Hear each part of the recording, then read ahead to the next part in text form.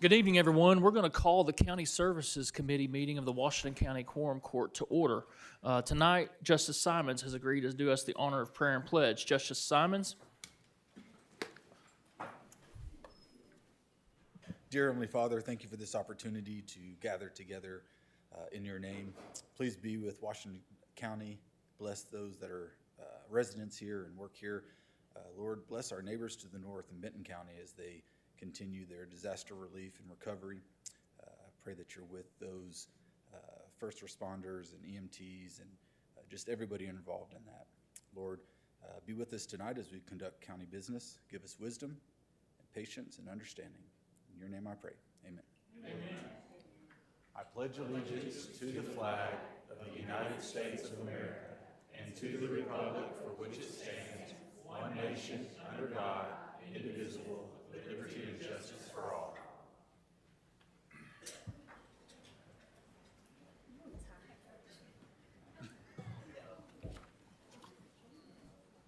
Thank you, Justice Simons. Now we'll move to the adoption of the agenda. Any motions with regard to the agenda? I have a motion to adopt the agenda by Justice Lyons, a second by Justice Dean. All those in favor? Aye. Those opposed? The agenda has been adopted.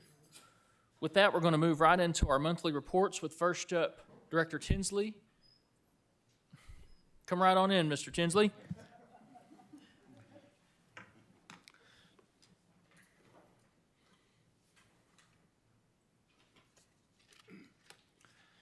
Good evening, sir. Good evening, Judge.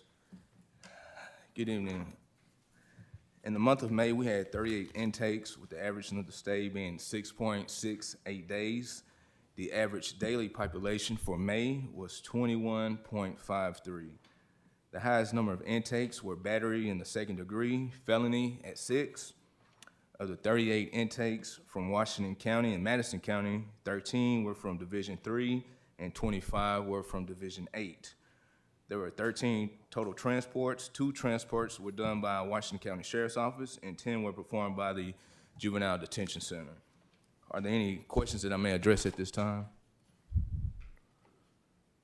Justice Dennis? Thank you, Judge. Curious, what programs do we have to use at the school or anything to teach young teens what not to do? Well, we do have diversion programs. We have the Youth Reporting Center that we use as as an alternative to detention. We also have the 885 crew and the Hooked on Fish and Not on Drugs diversion programs that we are implementing to keep young men and women out of jail. And so they're given the option of doing 20 days of an after-school program or doing 20 days in jail. 9 times out of 10, they would rather do the program, and we found great success with that. That's good. Yes, sir. I like hearing that. Thank you very much for that Yes, sir. report. Yes, sir. Justice Dennis. Thank you. Additional questions for Director Tinsley? Thank you, sir. Thanks for coming this evening. Yes, Good sir. to see you. Next up, we're going to move to the Sheriff's report.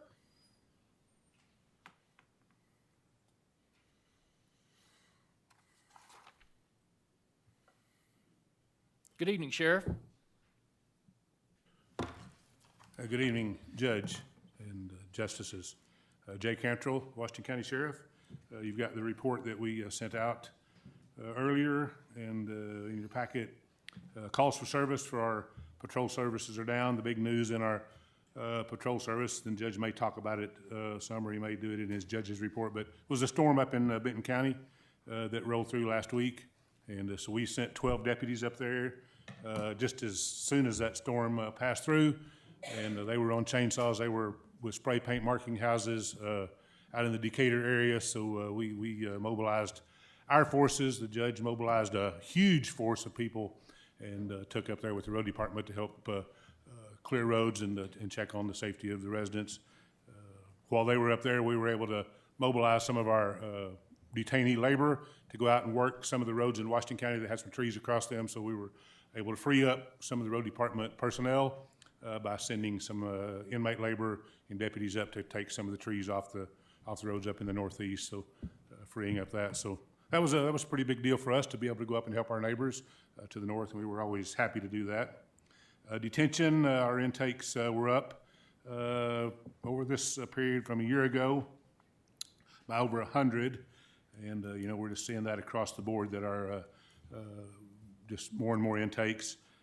We sent 67 to prison during this reporting time. The prison's taking people they're intaking detainees, but people are still being convicted in court, and so the stream is flowing, but we're still, you can see our average daily population for state prisoners was 118 for this past reporting period, so still have a good number of state prisoners, and our pretrial numbers are really up. That's really hurting us is people that are in jail waiting to get to prison. We're working on some numbers now to try to come up with some average lengths of stay, but there's a lot of variables that go into that we have to try to back some of those detainees out, like our 309s that are there semi-permanent. They're there for years, couple years or up to 5 years, so we have to kind of take that out as we work on that equation. Another positive is we graduated another class of wage group, which is Workforce Alliance for Growth in the Economy, a program put on by the Fayetteville Adult Education Center that helps ready people for employment, whether they're incarcerated or not, but these people happen to be incarcerated. So it kind of teaches them some job skills and some interview techniques and things to do to help secure that job and then to keep that job. So we're happy that we were able to graduate some more people from that. GED, we think that we're very close to having our first group of people graduate and pass their GED, at least since we started this program back after COVID. So happy to report that that's going well. The Fayetteville Adult Education program takes the summer off. They work on the calendar school year that our local public schools run, so they'll be off for the summer, but we'll kick that back off in early fall whenever school starts back up. So anyway, you've got your report there, and I'd be happy to answer any questions the justices may have. Justice Dennis? Thank you, Judge. Sheriff, thank you. And thank you for the prisoners or the detainees that went and helped clean up storms. I've got involved in cleaning up there too. Yeah. It's hard work. Yeah. I talked to a guy just today who only got his electricity back yesterday. I'm trying to convince all my friends to quit going to the gym and come go with me. Yeah. But anyway, how many detainees are sleeping on the floor still? Oh, that number's kind of fluid, but it runs from 130 to 150 on a typical day. Just depends on what classifications we have the most of. So. And I sit on the floor. Do they have mattresses? Yeah, they have 2 mattresses. We give them double mattresses, so they're elevated up off the. They're not sleeping on a blanket on the concrete. They're elevated up off the floor, and it's kind of ironic that some choose to sleep on the floor when there's a bunk available. They just prefer to sleep on the floor, but we have about 150 that don't have a bunk. So why are they sleeping on the floor? Well, we've got about 780 people in the jail with 710 beds. And then with the way we have to classify county detainees is not all of them fit in that same class. So obviously we have males and females that we have to keep separate. And we have the violent and the nonviolent we have to keep separate. So we may have a lot of nonviolent people that are filling up those housing units to over capacity, and then the violent people that you have to keep separate. There may not be as many of those, so there may be empty cells, empty beds in their housing unit that we can't utilize because people don't fit in that classification. So, our operating capacity should be about 80% of our max. So we should be housing 580 to 600 to be operationally sound. We have room to move people around and not have to have people on the floor, but we're at 130 or 40% of that operating capacity most days. So I'll make a statement that ties in with my question. Northwest Arkansas is growing with leaps and bounds in population. So is the jail population growing because of that, Well, we think there's Why? we think there's a direct correlation to 38 people a day moving in to Northwest Arkansas. And, you know, I think we see our schools growing and our hospitals are growing, and, you know, there's a bank on every corner now. So I think with this growth, you know, we're going to see growth in the detainee population too. So I think it's directly related. Well, I see a lot of building going on in Northwest Arkansas, preparing and giving those places, or all those folks that are moving in here, homes. So why have we not planned to have the population of the jail grow? Why have we not expanded the jail over the last few years? Or have we looked at it, or are we just? Yes, sir. We've back in 2018, we submitted a proposal to do a large-scale expansion, and at that time, the court decided they wanted to do a further look at the criminal justice system, and a study was commissioned, and then again in 2021, I guess we brought another proposal, and it actually made it to the ballot, and that was for a tax increase to not only expand the jail, but also to expand the juvenile court system down there, not the juvenile housing detention facility, but just the juvenile court complex, because we got a new judge. Thought it would be a good idea to have both those judges sitting in the same area, and that was also defeated by the taxpayers. So I think they didn't want to raise taxes at that particular time. So it was placed before the taxpayers for them to vote on to expand the jail? Expand the jail and the juvenile And they court voted- facility. And they voted which way? Voted to not pass a tax to expand the jail or to expand the juvenile court facility. So it was defeated at the polls in the general election. Well, that explains the overcrowding then. Right, yeah. Okay, So- thank you. Justice Coger? Thank you. Thank you, Sheriff Cantrell, for that report. I have just a few questions. I see that the average daily population for federal prisoners is 83. How many do we have in our jail today? Today, it's, I brought that number with me, it's in the 70s. They took several out just in the last couple of weeks. Keep in mind, this report is from the 15th of last month till the 15th of May, so.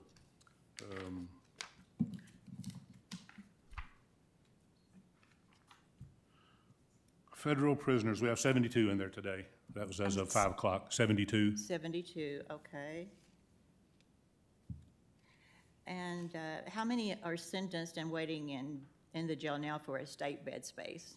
I mean, I see Well, your average, but do you have a number right. for like today? The new commitment to the Department of Corrections, keep in mind that that 112 or whatever that number is, includes parole violators and Act 570 violators, which are actually state prisoners that we house for them until they can get a bed or that they pay us for. So we have 78 new commitments, that's 75 males and 3 females to the Department of Corrections, and then we have 13 commitments to the Arkansas Community Corrections, that's 12 males and 1 female. In our parole violators, we have 13 parole violated and 10 that are here on the 90-day sanction, and 2 that are here on the Act 570 commitment, or Act 570 sanction, which is a 1-week sanction. So Okay. And do you know how many pretrial people we have in the jail today? 506. Thank you. Okay, and how many are testing today positive for COVID? We have 1 positive and 17, or excuse me, 1 positive and 7 in quarantine. Okay. So right. the 7 in quarantine are taking up a 20-bed housing unit. So I have 20 beds there, but only 7 people in it because they're in quarantine. Well, maybe I didn't understand. I thought you said we had 1 COVID, but you said We 7. have 1 COVID positive, but that COVID positive is has in been it. exposed to those other 7 people. Okay. So we keep those people isolated to make sure that they don't check positive and they don't infect other people. So we separate those people that have been exposed to keep the rest of the population from potentially being exposed. Okay, and how many women prisoners today? How many women? As of 5 o'clock, it was 140 females. 140, Yeah, 140 female prisoners Okay. or detainees. okay. And when you mentioned a couple of months ago that that number had climbed higher than it had been, you said you didn't know why. Have you come to any conclusion about why the number of females in the jail has gone up so much? Probably it relates back to what Justice Dennis was speaking of, just the population increase. I think more people moving into the area and more people are getting arrested and coming to jail. Okay, that's all I have. Thank you very much. Questions for Sheriff Cantrell? Sheriff, I have two, if I could take the Yes. liberty. Is the overcrowding of your jail affecting the operational status that you would keep? I mean, is it affecting your operations of the jail? Oh, yeah, tremendously. We struggle with our maintenance. You know, whenever we are operating at the 600 or in that area operationally, we can empty a cell, a housing unit out. I call them a cell block, but a housing unit, empty that out, go in and completely refurbish that cell block, power wash it, strip it down, repaint it. And it takes us about a week to do that for each cell block. But whenever we have 750 or 780 or 800 detainees, then we have no place to move people around to go in and refurbish these cell blocks. So maintenance lacks. It's hard to keep those, you know, and the building's 20 years old, so, you know, it needs maintenance and it needs maintenance regularly. So it's difficult for that. It's difficult that we have to keep some of these people separated because they're a danger either to themselves or to others. They're in rival gangs. We have a list. Every time we move somebody to a cell block, we have what we call incompatibilities to see if they're compatible or incompatible with the people that are currently in that block. And the more people we have, the more incompatibilities we have, and the harder it is to find a housing unit to hold them. You know, obviously, you all know that our staff is less than desirable. We don't have a full staff, so we're working hard on that. We just interviewed 9 in the last week and a half that I think are going to be okay, and we're going to be able to hire those. But that still puts us at 25 people short. So it's, you know, whenever we have more people and less staff to deal with them, then it's a struggle. People are working overtime, getting very tired when we ask them to come in and work extra to help cover these shifts because, you know, it takes a certain number of people to operate that jail. And so, you know, we have to operate it. We don't have a choice to just say, well, you know, like Wendy's, maybe we just shut the dining room down and only operate the drive-through. You know, we can't do that. So you know, we're there, and we've got to have people to staff it. So yes, it's hard on my operation with our current numbers and our current staffing capacity. Do you believe that operating in an overcrowded nature as we do right now has the potential to negatively impact the health, safety, and welfare of both your officers and the detainees? Absolutely, absolutely. We can't. It's harder to keep our staff safe. You know, they're at risk whenever we have 50 people in a housing unit that's made to hold 32. Then certainly it's a safety risk whenever they have to go in there and deal with any kind of incident that's going on. Our detainees aren't afforded any of the programs that we would like to offer.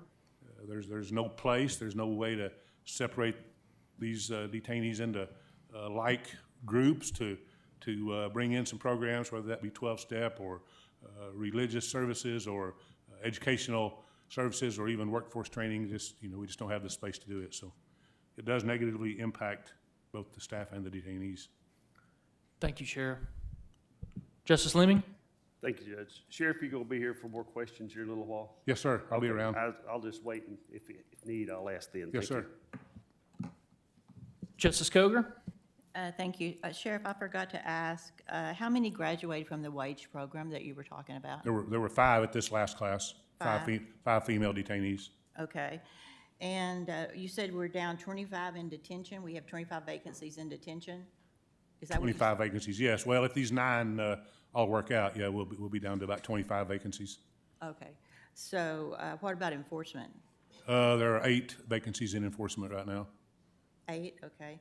So when you're talking about how hard it is to hire people or to keep you employees, and we gave an extra, what, $900,000 last year for that. And I know you're working on that. That's not your fault. I'm not saying, I know that you're doing your best on that. But since we're talking tonight about the CCC, the Correctional Center, if the county takes that over, how do you see that being staffed if we can't staff our current jail? Well, I think it's pretty early for me to start speculating on whether or not we're going to bring that back into the county's purview or not. But we'll just have to work through it, and it'll probably take a bump in pay to attract more people, to attract the folk. Because there's only a finite number of people that really want to do this job. And so we're competing for them, and Fayetteville's competing for them, and Springdale and Benton County and all these 10 small towns that are out in the county, and the University of Arkansas and the state police. So, everybody's competing for this finite group of people that think they'd like to do this particular kind of work.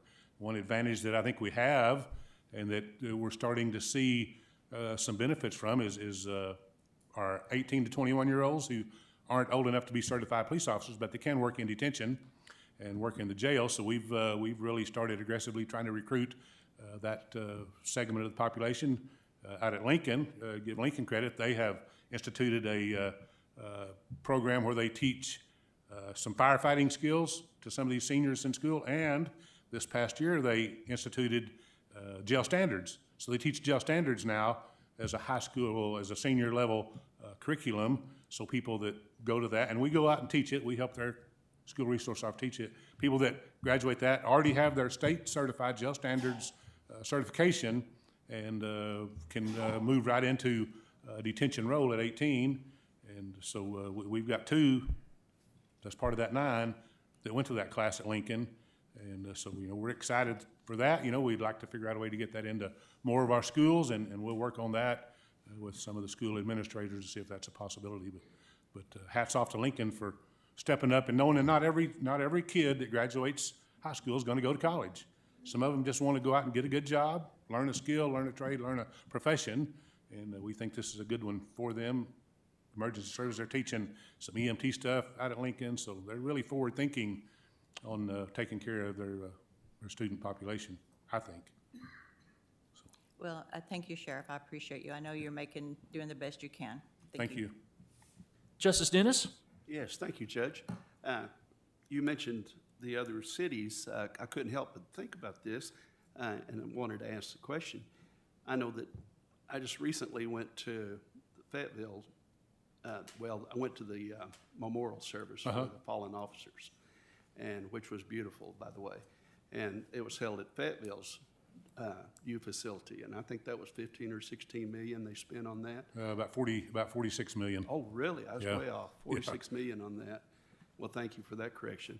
How many detainees do they keep in their facility? They don't have a jail. They don't keep any detainees there. Oh, they don't keep any? No. What about Springdale? They have a short-term, what they call a short-term holding facility, so they can hold someone up to 24 hours, but that's the max. What they do is typically hold them for 8 hours, and then on every 8-hour shift, they'll load them into a van and bring them down to the Washington County Jail. So everyone arrested by Fayetteville or Springdale? Yeah, and all the other 10 small towns in Washington County. They all go down to the county facility? Yeah. So, and where do most of the detainees come from? Those 2? Yeah, the big, Fayetteville and Springdale are the big contributors. They're the ones that bring in the most Well, I was just folks. curious. Yeah. All right. Well, thank you for that. Thank you, Judge. Any other questions for Sheriff Cantrell? Seeing none, I appreciate you, sir. Thank you, sir. Thank you so much.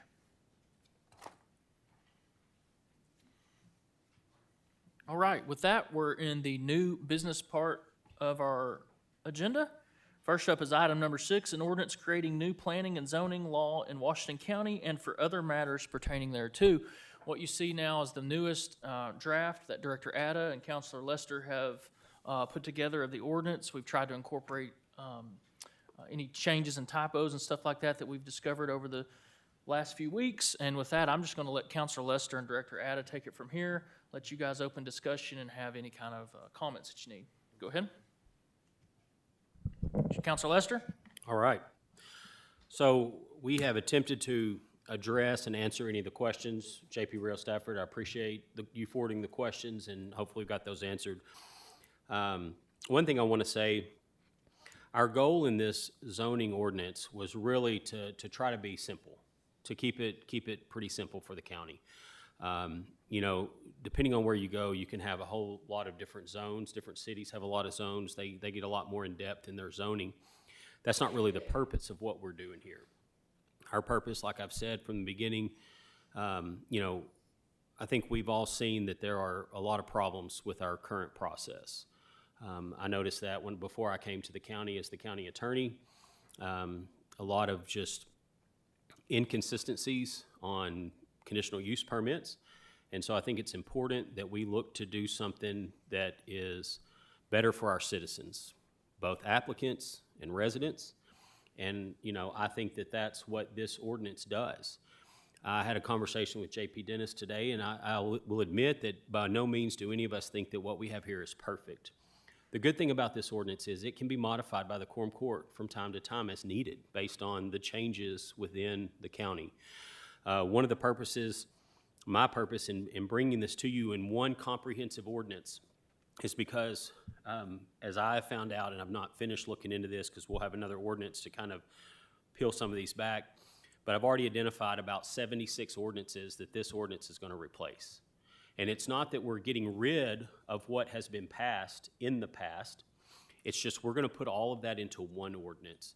And so hopefully from this point moving forward, we are amending one ordinance.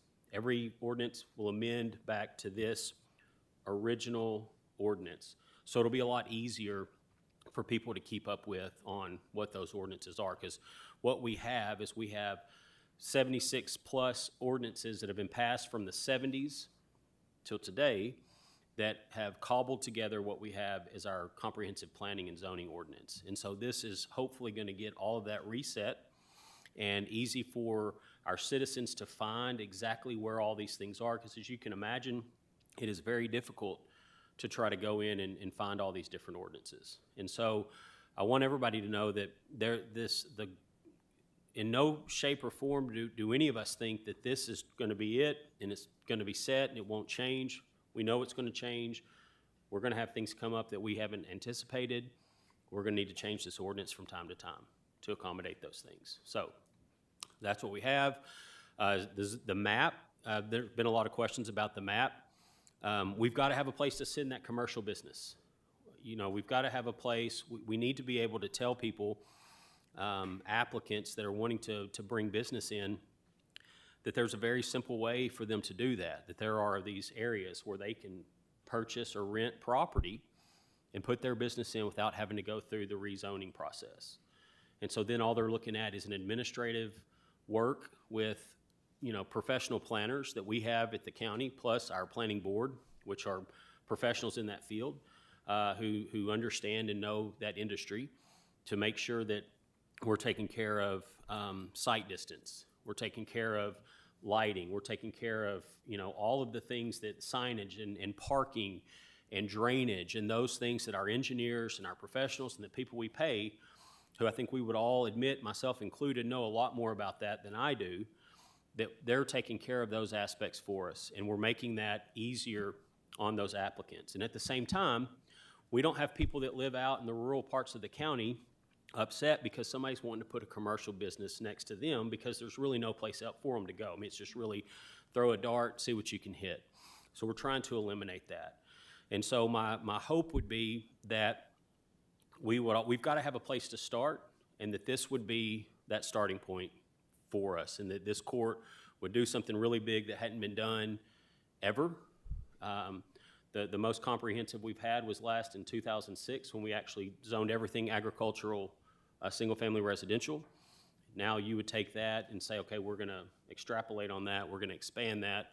We're going to get something that works a little bit better in hopes of taking care of our neighbors. Because, I mean, that's what we see. We hear that from people all the time. I moved out to the county to be away from all of this. Well, we're going to try to funnel that back into those areas that it just makes sense that you would have that growth. And that growth is on major corridors.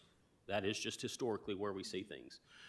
And so we're not looking to get into the minutia of all of these different levels of protection on soil and plant. I mean, I'm not saying that's not important.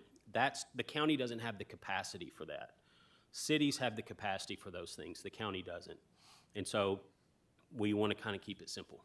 So I'm happy to take any questions anybody may have. Justice Ricker? Have we had public hearings on this?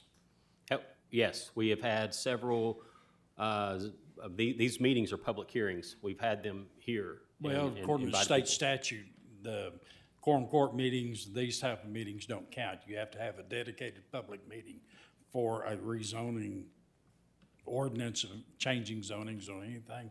And you're also supposed to notify, I believe, all the school districts in any of the affected areas by certified mail. It's an odd thing. The cities had to deal with that several times that we did it. So you might check into that. Can you tell me the statute? Because the city I and. think the statute is 1417-207. Okay. 1417-207.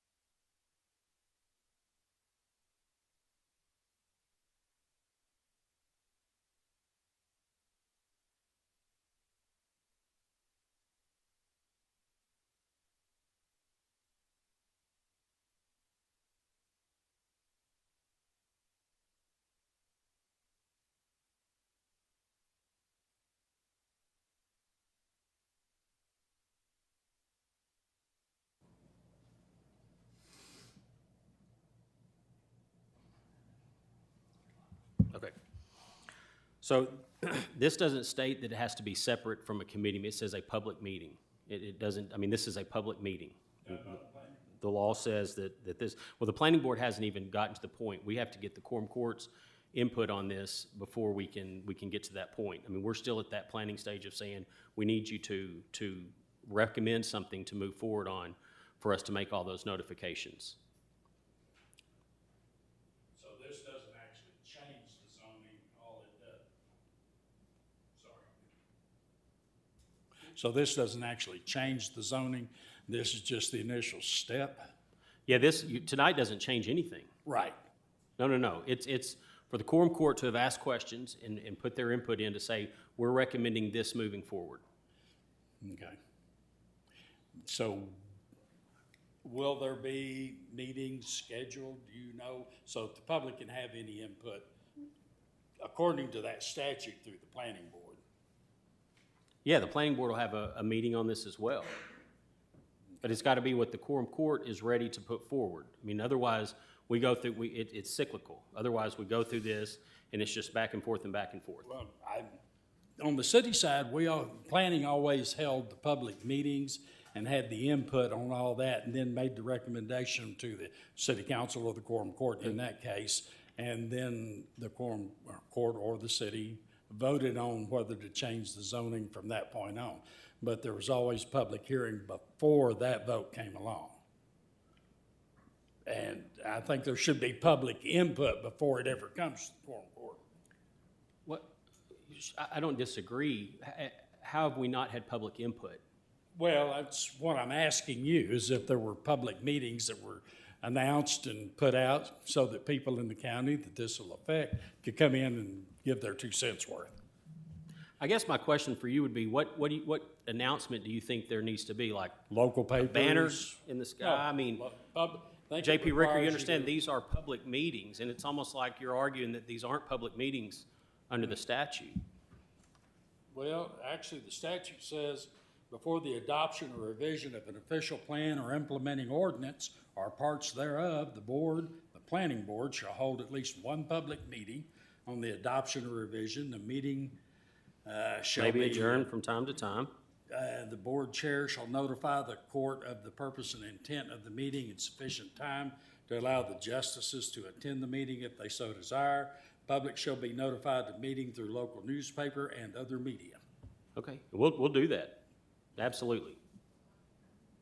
All right. I just want to make sure that we're crossing the Ts and dotting the Is.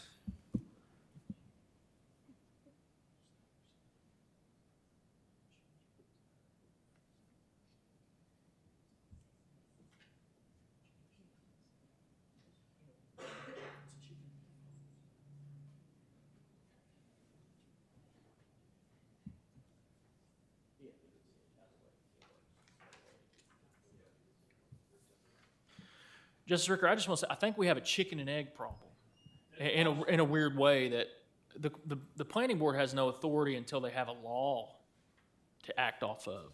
Does that, I mean, there's nothing for them to take up until we act, because the authority is within this body. Sorry, go ahead, sir.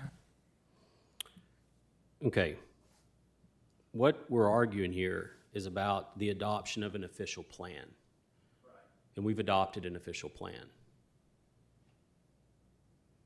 The county, before the adoption of the official plan, or adoption or revision, I see what you're saying. My apologies. Justice Taylor? Thanks, Judge. I think Justice Lyons was lit up first. Okay. Just sort of some broad comments. You know, I appreciate the effort put into this by all parties. You know, I'm sat here and absorbed the comments over the however many months it's been that we've debated this, and as it relates to CUPs as they come up from time to time. You know, I would encourage everybody, including myself, you know, take this as a reminder to myself if it falls on deaf ears from everyone else. You know, if we only get one shot at this right now, I know Councilor Lester says we can amend, which we can, but I would challenge everybody to read every page of this 165-page document. And I know the comment was made, it's not perfect. Well, we have a chance to make it perfect, and I'm not comfortable doing something for the sake of doing something. So if it is not perfect, I'm not voting for it. I don't even have anybody to answer to. Nobody elects me. I was sat in this chair, right? So as a citizen of Washington County, I would ask everybody on this body to read it, absorb it, ask questions about it, get feedback on it before we just vote on it. And like I said, I'm mostly talking to myself there, but that's kind of my broad comment. Specifically though, you know, replacing 76 or 78 ordinances with one is great. Until it's not. And so, you know, we need to balance or think about balancing, you know, what are we getting rid of and replacing it with more. And if the point is to clarify everything, to simplify everything, then we need to be able to point to where we're doing that versus just say that we're doing that. And you know, the document itself, I've admittedly not, you know, combed through it.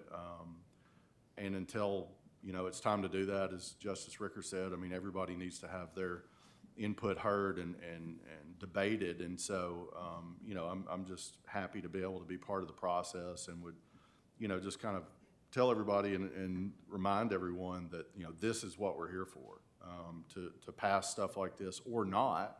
And just because it's in front of us doesn't mean we have to pass it. So that's my 2 cents and kind of, like I said, broad strokes. But as we get into the details, I'm sure there will be different CUP reminders from different nightmare CUPs that pop into our memory, and we say, how would this law have applied in that circumstance? And so with that in mind, I would just say, you know, be diligent and read every single word on every single page, and until you've done that, you know, don't vote on it. So that's my thought.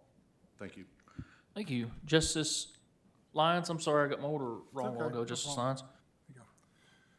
Lyons. I agree. I mean, process we have is inconsistent. I know I tried to pass something because I thought it was too long and too laborious to go through the process. It failed. I think this adds a lot of consistency to it. I know my attitude, I've read through every page of this. My attitude towards it is, you come in here and you need to change a zone, it's probably, I'm going in with a no, because we've put it in place, we've looked at it, we've tried to make those zones where they need to be, where we think the growth should be in the county for those types of businesses and that type of thing. With that, I've made several comments, and Counselor and Director Ada has made some changes based on comments I've made. I did not get one back to you, and I'd like to make a motion to amend this. Very simply, it's on page 86 of the ordinance that's in your package.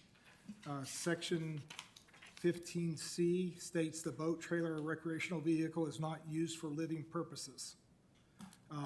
I'd like to make a small amendment to that, because I think as we grow as a county, we have more and more people coming into this county and they're building houses. They're primary residents. A lot of those people want to come in, set a trailer on the property while they're actively building that, have a place to live, be out there while it's being built, be able to manage that process, et cetera. That's the exception I'd like to make. And I put some words here, if there's better words, Counselor, please. But basically, permits property owners to live in a trailer or recreational vehicle on their property that they own while actively constructing their primary residence on the property, is my proposed words.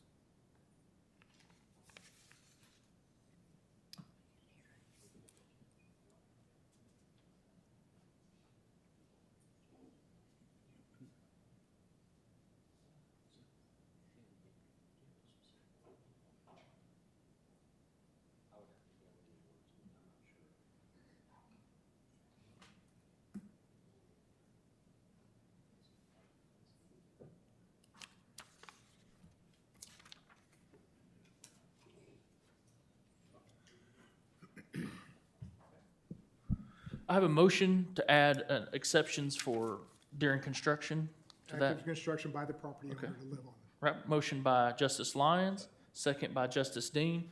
Is there any discussion on that amendment? Did that make sense? Justice Coger? I did not hear all that Justice Lyons said. If he could just repeat that right into the microphone, please. Sure, sorry. And it should be on the paper as well. Hopefully that makes it a little easier. Did you get one to Oh, pass around? it's on this? Yeah. He's highlighted the item that he would like to amend, and then down below that very last paragraph is what he would, the language he would like Okay, generally let me added. look at that. Let me look at that then. I No, didn't that's fine, understand. please. Director Ada, I know you had some comments as to why that's not there. Do you want to make any statement? I mean, because I try to take that in consideration in trying to put these words together. And I don't know if it works for you or you still have concerns, but.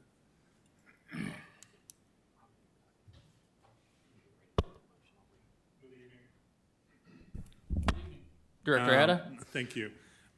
So the only reason we did not add this, as we discussed, sometimes people like abuse what like we mention, and they will go and like have it, and they ask for like an address, and they will say like, this is temp until like we build the house, and that temp becomes like a permanent for like few years. And that's the reason this is written here. It's not that we're gonna restrict someone like from waiting until like they build a house. It's just we don't need that like five-wheeler or anything like that becomes the permanent residence. And most of the time, they will come back to us. Most of the people who ask for a temp, they will come back and says like, oh, okay, I'm gonna use this like address you issued as we discussed to become our permanent, and this is gonna be removed. But like some people, they don't, and we discover as we go.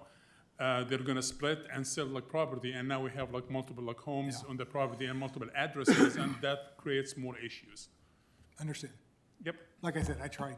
Yeah. I'm open to suggestions.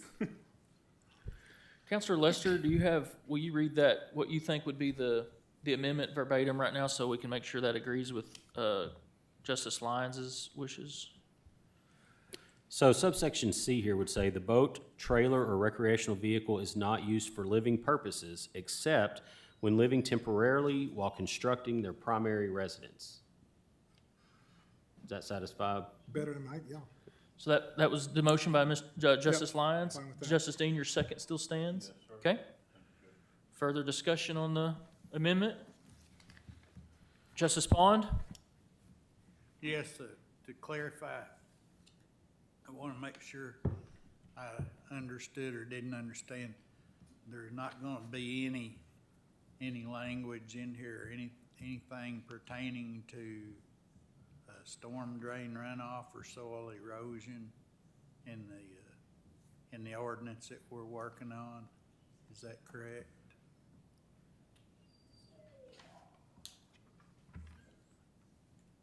JP Pond, could you repeat that, please? Yes. Would that be correct? Could you repeat that question? Will there be anything written in this ordinance pertaining to our concern for storm drain runoff or soil erosion? So as we discussed like previously, any, we call this a drainage report when you do like any large scale, and it's required regardless of like the zoning. I mean, even if you are like in no zone area, this ordinance and the previous one, if you're like constructing anything on an area that is 1 acre or more, it has to go through the large scale. The large scale, one of the requirements in the large scale, if you take a look at the tables in the back, is doing a drainage report. Drainage report is basically like a grading for the land. So this has to go through like an engineer, and they have to do all the calculation for it, and they can tell you what's before and after. And they have to keep the before and after once you build the same. And that's why you have detention or retention pond, depending on like what you have. So yes, it's written there like you have to keep everything as is, and like a drainage report is required for anything that is large scale. When you come to building a house, which is about like few thousand, like 2,000 like square foot, like it's not required to have this, because most of the time you don't do like too much damage to the property, like to the to drainage, as much as like when you do a large scale. However, if you are building in anything that's like MS4 or like anything that is floodplain, you have to get a permit for it. And the permit, those kinds of permits are like regulated by the federal government or the state. So we're not doing anything against like what the state or the federal government requires. Okay, are we going to try to receive any or take any advice or input from, what do you call the Illinois River Watershed Authority? Each project that comes to the planning that it's located within their like jurisdiction, we notify them for like feedback. Most of the time, we don't get anything unless if it's like we had a project like the RV park where like the guy, the manager, the director of the Beaver Lake District came by and like gave his like evaluation and assessment. So we do notify lots of people. We notify the sheriff's office. We notify the school district. There is lots of notification. People, I mean, we send about like 65 email for each project we have, and we normally get like lots of feedbacks. We're having, and I'd kind of like to see, I don't know if it's going to happen, but I'd kind of like to see a representative from the Beaver watershed and also a representative from the Illinois River watershed come before this court and speak to us as we discuss what we're about to do here. That's maybe a little out of your, but I'm just saying, taking advantage of you, putting you on the spot. We can always like make an invitation. It's not a big deal. I would truly love to see that. Absolutely. Those are not, they don't enforce anything on us mandatorily, which I appreciate, but for educational purposes, which is what they're there for, I would like for them to come and educate us as to what we're about to do. Yeah, I'm glad like you mentioned that, because they don't have the enforcement over like county zoning or like county jurisdiction. They just, like, as you said, like that's the feedback we get from them is recommendation most of the time. The educational input, I feel like we need before we make any kind of a decision about what we're about to do. Thank you. Absolutely. Justice Simons? Thank you, Chair. In anticipation of making this amendment to this section of the ordinance, I'm thinking of enforcement on the back end. So if we make this amendment, do we need to put some sort of time period on so that we can clearly identify at what point we need to enforce this ordinance? I mean, is it based off of the building permit? Is it based off of a 12-month rolling from when construction starts for of the primary residence? Like, do we need to go that far into it? Counselor Lester, you want to take that one up? So that's a good question, and I think that would vary depending on the project and the size. You know, some projects, you know, the typical time for a single-family residential home is there's probably, I don't know what it is, there's probably a certain amount, but if you are exceeding so many thousand square feet, it probably takes a little bit longer. And then you have things that happen, and I don't know, and I think that's what Director Addo was really getting at is. You'll also have people that'll say, I'm building a home and I'm still building 3 years later. As you can see, it's in progress. That's what I'm talking about with J.P. Taylor is this isn't going to be perfect. And I don't think there's any way you're ever going to get it to be perfect because there's going to be different situations that come up. And so that would be, that's one of the things the quorum court should consider is should there be a time limit on this particular amendment or should we add some language, maybe something that says within a reasonable amount of time, and then the court can determine what's reasonable if there's an issue, and can take all these factors into consideration on what the intent was.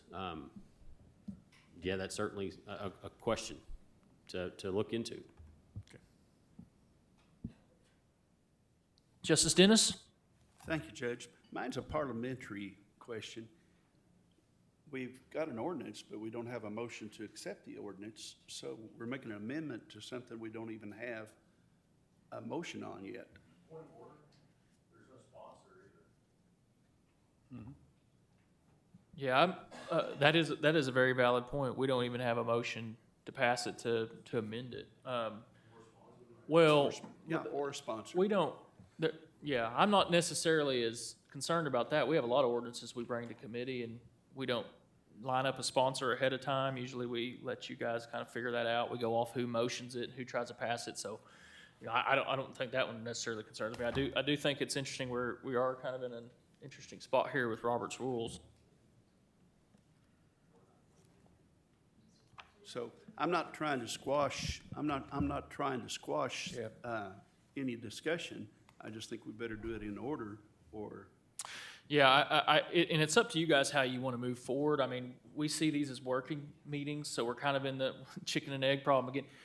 We have the ordinance now. Counselor, you know, he's saying we haven't made a motion to pass this. We can incorporate these changes as you guys want to without necessarily formally voting on each one. So, I mean, all these changes that you guys are coming up with, if it seems like they have wide support, we'll just incorporate them. Does that make sense until maybe you guys are comfortable to move the ordinance forward and start amending it like this? Does that sound okay?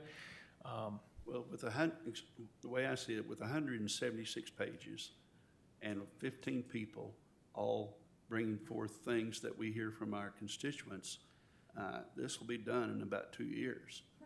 And so, you know, I don't know how long you can leave a motion on the table, but, you know, we need to think about all that because sure, I want discussion, and I might want to change something too. But at the same time, I think the first step is, do we want to change the way we do it? And I think that's where you put it on the books as an ordinance, and then you make your amendments or your changes to it as you go along. Thank you. Justice Lyons?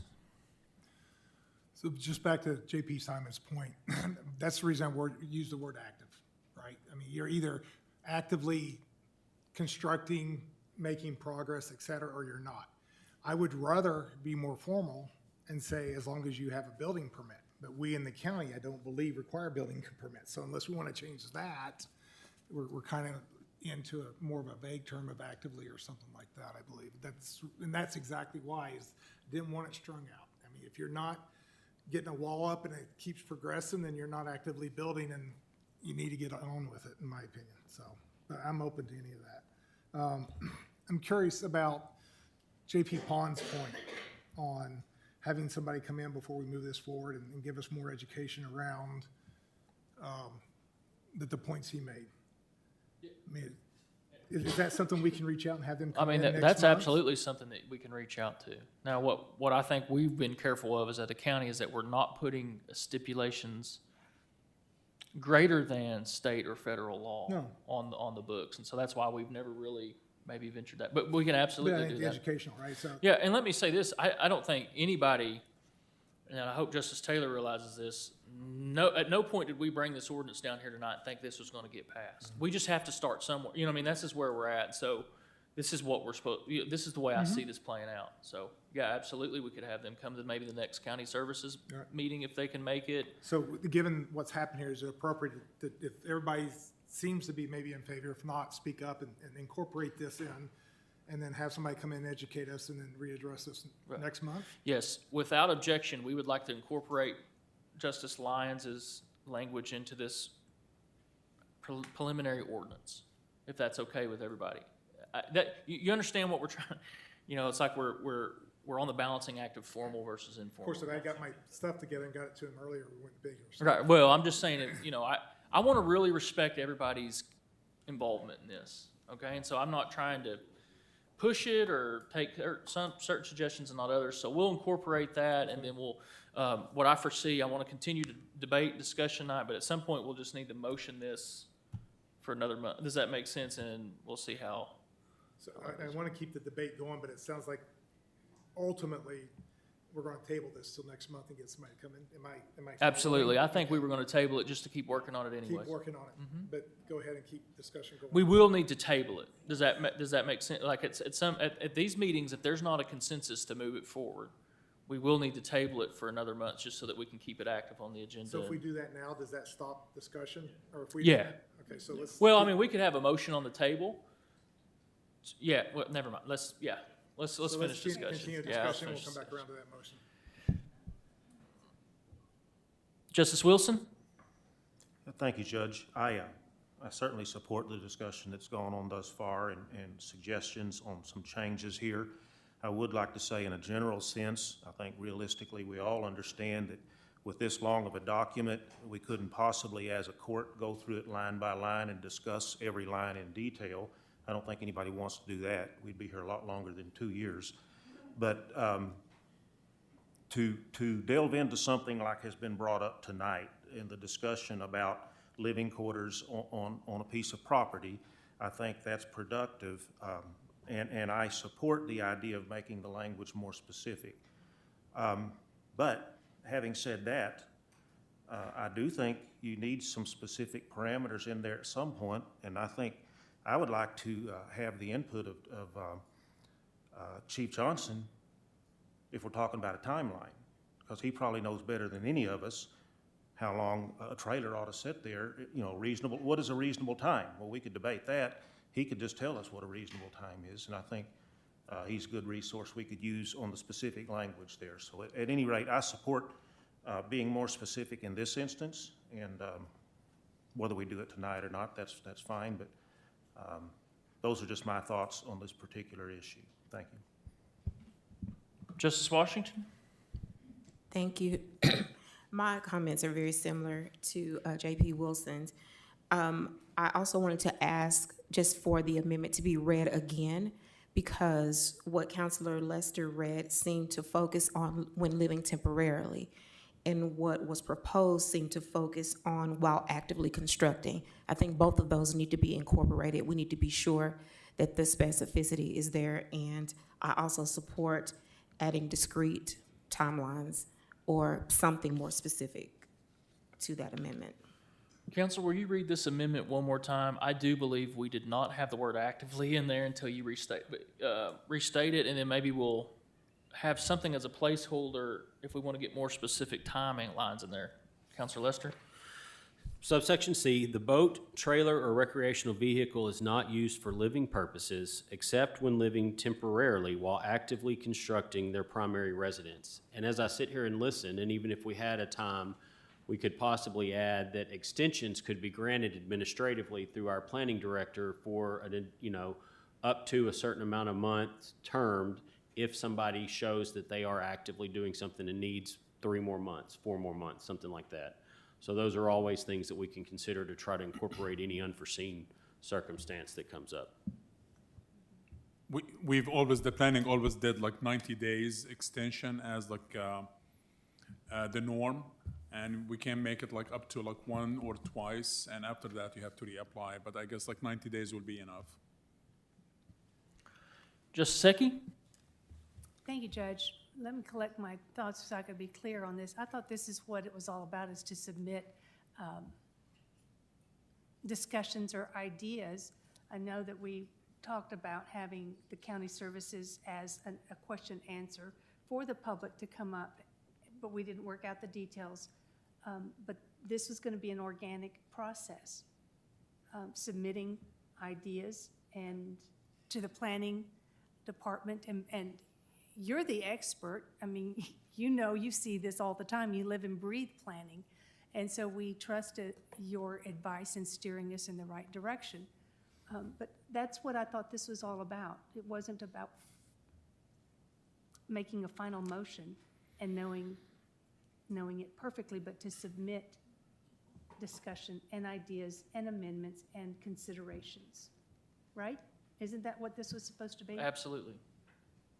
So the public, if y'all want to discuss county zoning, we invite you to come in so that way we can find out what your thoughts and your ideas, because you live out there. And we in no way wanted this not to be,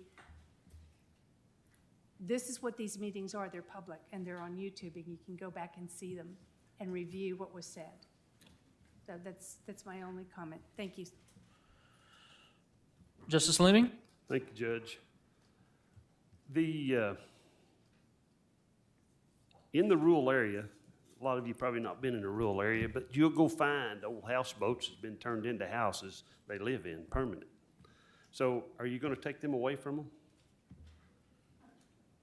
I mean, people live in a lot of stuff in the rural areas, and so if you're going to make it to where you're saying a boat can't be used, and they've took a nice old houseboat and pulled it in on dry land, and that's their home, you don't want to go throw them out, do you?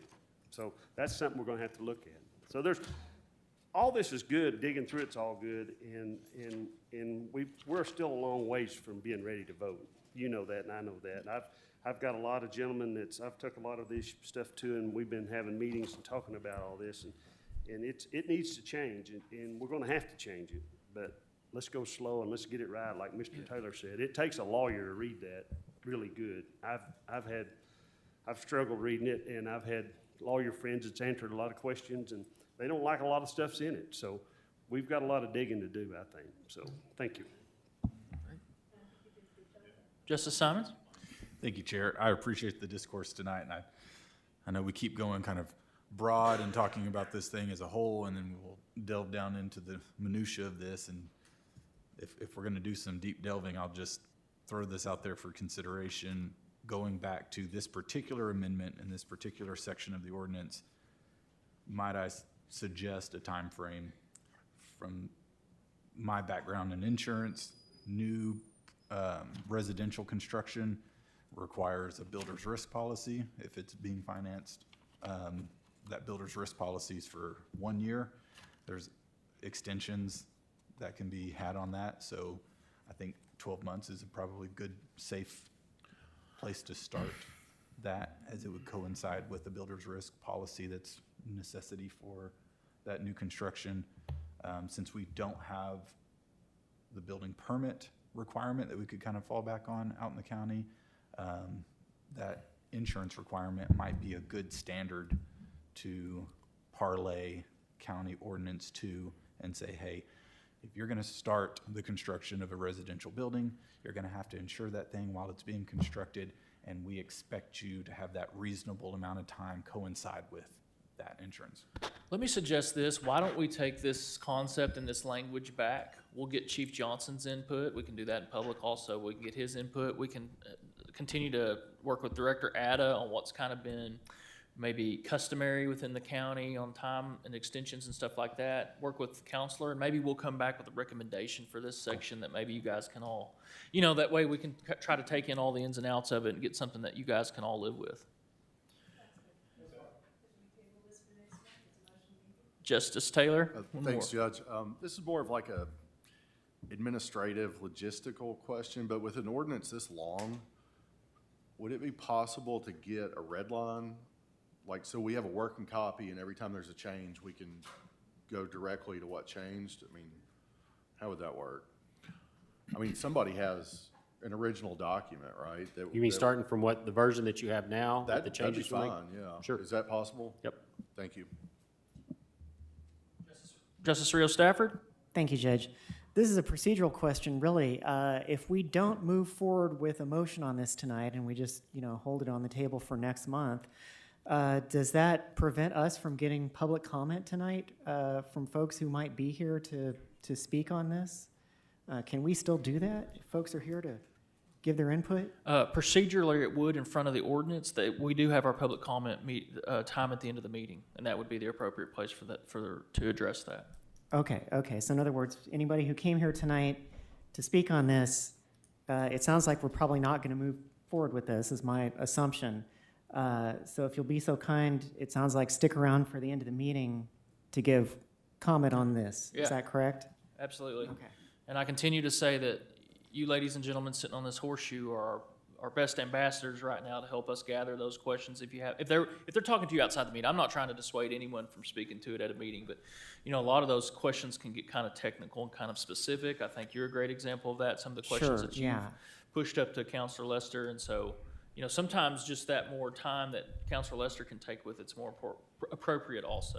Just like we're taking time with this possible amendment. Okay, yeah, and I did want to thank, everyone on the staff who's worked so hard on this.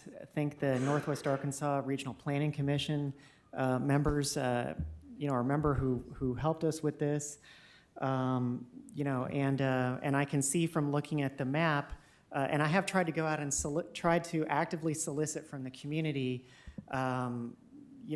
folks' ideas and opinions on this plan, because there's a lot to go through on it. But I've especially tried to reach out to folks who are in the kind of the planning world, the engineering world, architecture, landscape design, landscape architecture, and just different folks like that who might have some of those more kind of in-depth questions and issues. And the general feedback that I've heard so far, I think that that there's a lot to like about this, and I think, I think in general, it seems like the consensus I've heard from the folks that I tried to solicit opinions from is they like about 90% of it. The only one, our county is growing by leaps and bounds. We do need to concentrate that, that commercial development, along major corridors. And I can see some of the map has changed from some of the feedback that I've brought from individuals, so thank you for doing that. I think the National Forest was originally zoned commercial by accident, so that got fixed. If I may speak, so just in general, and like Mr. Lester, I'm pretty sure he's gonna support this. This process started in 2018, so it's not like we've done this last week. I have a stack of papers that a stack of papers of all the drafts until I quit doing that, and I have everything digitally. I have about 9 drafts of each one of those changes. I have a stack of them, honestly. So that map started in 2019. I started gathering because so before 2006 we did not have zoning. We had an access database, basically, until 2016 when they switched to the new database. So I had to sift through everything from the 70s until 2016, and then from 2016 until now, what we have as a conditional use or what kind of uses, and I have to sift through all of this. And I'm still working on it. I was working on it today because we have still like areas that says like no zoning. And some of them already being used for commercial use. So we have to go back, I have about like 260 plus parcels. I have to go through them. So I can see like which one is being used as a commercial so we can zone it as commercial. Otherwise, it's gonna go revert back to ag single family residential. So this map is not done, but it's in the process. And any change I do, it's very active. Anything I do on my end will be reflected on that like link I sent you the first, maybe like last month or 2 months ago. So every time you go to that link, it's gonna look different than the previous time because we do change it automatically. Yeah, And it has I've to noticed be, that. it has to be active. I cannot do it static. Otherwise, it's gonna take longer for me. Yeah. Same way as this. Each time we do a change to this, it's changed on that link. So if you download this like today and you come back a week after and download it again, it's gonna be changed to whatever like feedback we get from you. I always discuss this like with Council Lester, and like he either says like, okay, let's wait on this, or like go ahead like and change it. So we didn't do anything because like we like to. It's always like there is back and forth, and there is a reason for it. And as I said, this started in 2018 until like last 2 years ago when we said like, yes, we have to find like a time limit and start like actively doing this and like move forward. And here we are. So is the map, other than decisions that we're gonna be making, is the map still actively being changed As or- we speak, each time like we change something that like reflects on the map, it might change. Like the no zoning is one of them. Yeah. And if you looked at the map, you're gonna see CUP, and there is one of them says like historic CUP. And the historic CUP came from that like old database, and I did not want to merge all of them for now, because it makes it easier on me to know which one came first and which one is being changed. But eventually, when we reach a point that this is it, it's going to be simplified to like commercial use or agricultural, single family residential, that sort of thing is going to be more obvious to the eye than like why do we have like too many CUPs there? Why do we have like no zoning, which we shouldn't have to begin with? But everything happens for a reason, and now we're trying like to sift through everything and fix them. That corridor thing, whenever like you create like a mass buffer, it does not differentiate between county or city. It does not differentiate between like that's agricultural like use, or it's going to be like an area that is a forest. So that's something after like you create that, you have to go through the tables and go and like and read what designation is this, and like then you go and like clean it. Also, the problem with like database, the GIS, it's every map you see is attached to a table, and the data as good as the table or like the information you have. So if you don't have like an initial data, good initial data to start with, you're gonna have like a mediocre like map, and that's what I do. I go and sift through everything and make sure like it matches, and that is a lot. The corridors and those like parcels you see, there was about like 4,000 plus, and I had to go like through each one of them manually and make sure like this is yes or this is no. So it's a lot of work. That's a lot. It looks simple like when you have the final product, but like what happens between it's a lot. And data analysis is just like it's not that easy. Yeah. Thank you. Absolutely. Thank you for all your work Oh, on this. absolutely. I mean, And, that's what we do. And I think just putting this out in the general public, I think there's sometimes some misconceptions about this plan so far. I think the biggest one I've heard is around the commercial zoning. I think people have maybe sometimes a hard time wrapping their head around. It's not commercial only zoning. We're not creating any commercial only zoning at all in this plan. It's going to be, if it's zoned commercial, you can do commercial or agricultural or residential, Yeah, or some combination. Yes, One of the if you questions look- I got to ask. Yeah, if you looked at that, like as Mr. Lister like mentioned in the email he replied to, it is like some of the places are mixed use, and that's why we have Okay. that table that says permitted condition or not permitted altogether. And so it is sort of the use as well. Like the assessor's office was here like last month, and we mentioned like, is this gonna change? Well, it does not matter like if the zoning is commercial or not. It's also like the use.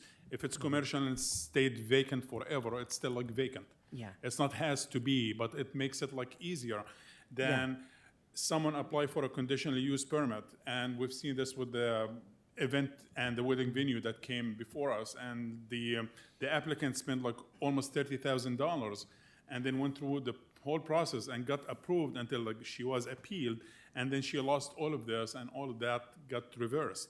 So that's what we're trying to do, to make sure that the applicant is like have some assurances to continue. Engineering is not cheap. You go to an engineer to do like a project, and it costs you about like $10,000 to $50,000 like on average.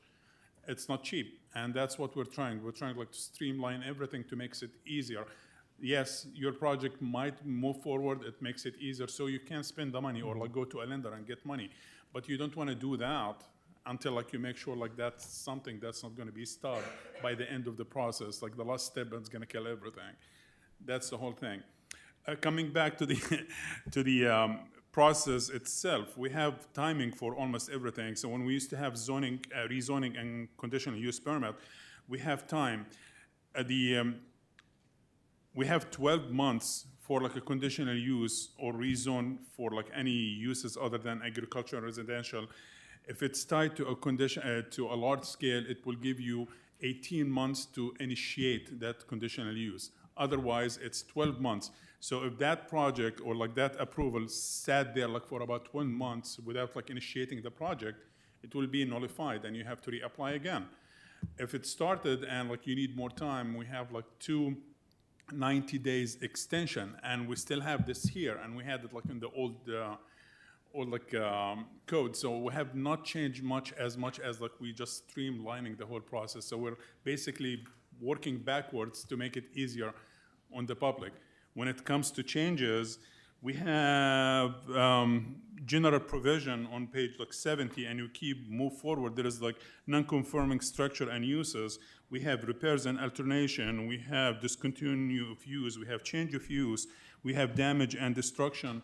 To answer your question, if someone's like house goes out because of a flood or a fire, we're not going to tell him, no, you cannot rebuild again, like you cannot do this anymore, you have to start from scratch. No, there is like provisions here that tell you what to do or what not to do. We have lots of people calling us like from the rural areas, and they said like, hey, I need to, my house burned down, I need to go on like ahead like and rebuild it. What do you need from me? I said like, if it's built on the same footprint, you're not adding or anything, and it meets our conditions or requirements for like 1 house per acre, just go build away. We're not like restricting anyone as much as we're like making sure everyone is just following the regulations, so we don't down the road like someone comes and says like, I have half an acre and there's like 3 homes on it. What should I do? So Okay. that's the whole deal. No, so, and speaking of the CUPs, as I've tried to put this plan out in the community to get feedback, that's been maybe one of the other misconceptions is that the commercial zoning, that's not going to prevent people from still applying for a CUP, say they want to have a wedding venue out in a quieter area away from an interstate. Well, each It wouldn't prevent them from no, applying. it's not. Like each area, if you read the commercial, light commercial, and like general commercial, and like the industrial, each one of them, each district has its own like acreage size and setbacks and requirements. So let's say if you're going to do a wedding venue in like an industrial, I can't tell you exactly, but like I can't remember all of this. Yeah. But it might be permitted or not permitted, or a C. C is a conditions. Basically, you can, but it has to be conditioned. So we're gonna put condition on it so you don't go like go crazy like with the project. So like or like you can have a wedding venue here because it's zone commercial and like the guy's like blasting music all day long. So we should have like, and all of this, if it's being approved, everything we do, each project has to go through the planning board to be able like to put the condition, and they have to approve it. But the rezoning part of it, like for commercial use, that is not single-family agriculture. If it's an area that's already commercialized, that's fine. If not, it has to come back here, and they have to ask for rezoning. And if it's approved, you go back to the planning board, and we do the whole process that like this is going to be a condition on this and stipulation 1, 2, 3, 4. Yeah. So I want to. That is one of the things I want to make sure people understand, that it's not there is a process if you want to. Yeah, and we're not eliminating the planning board like or the zoning board of adjustment altogether. It's like they're going to be there, like, they're going to help out with everything. And Okay. we do have bylaws. We cannot just like ignore them altogether because of this. Yeah, yeah, Yep. okay. I would say like I said, the feedback I've gotten, about 95% of the plan people like. I think the one criticism or critique that I've gotten from about maybe 6 or 7 different Just a people second. now. Ladies and gentlemen, we're having a meeting up here. We're gonna have to ask the gallery to be quiet. I can still literally hear somebody talking while I'm talking. That's the warning. We gotta let the body up here do their work this evening. Thank you. I'm sorry to interrupt. Thank you, Judge.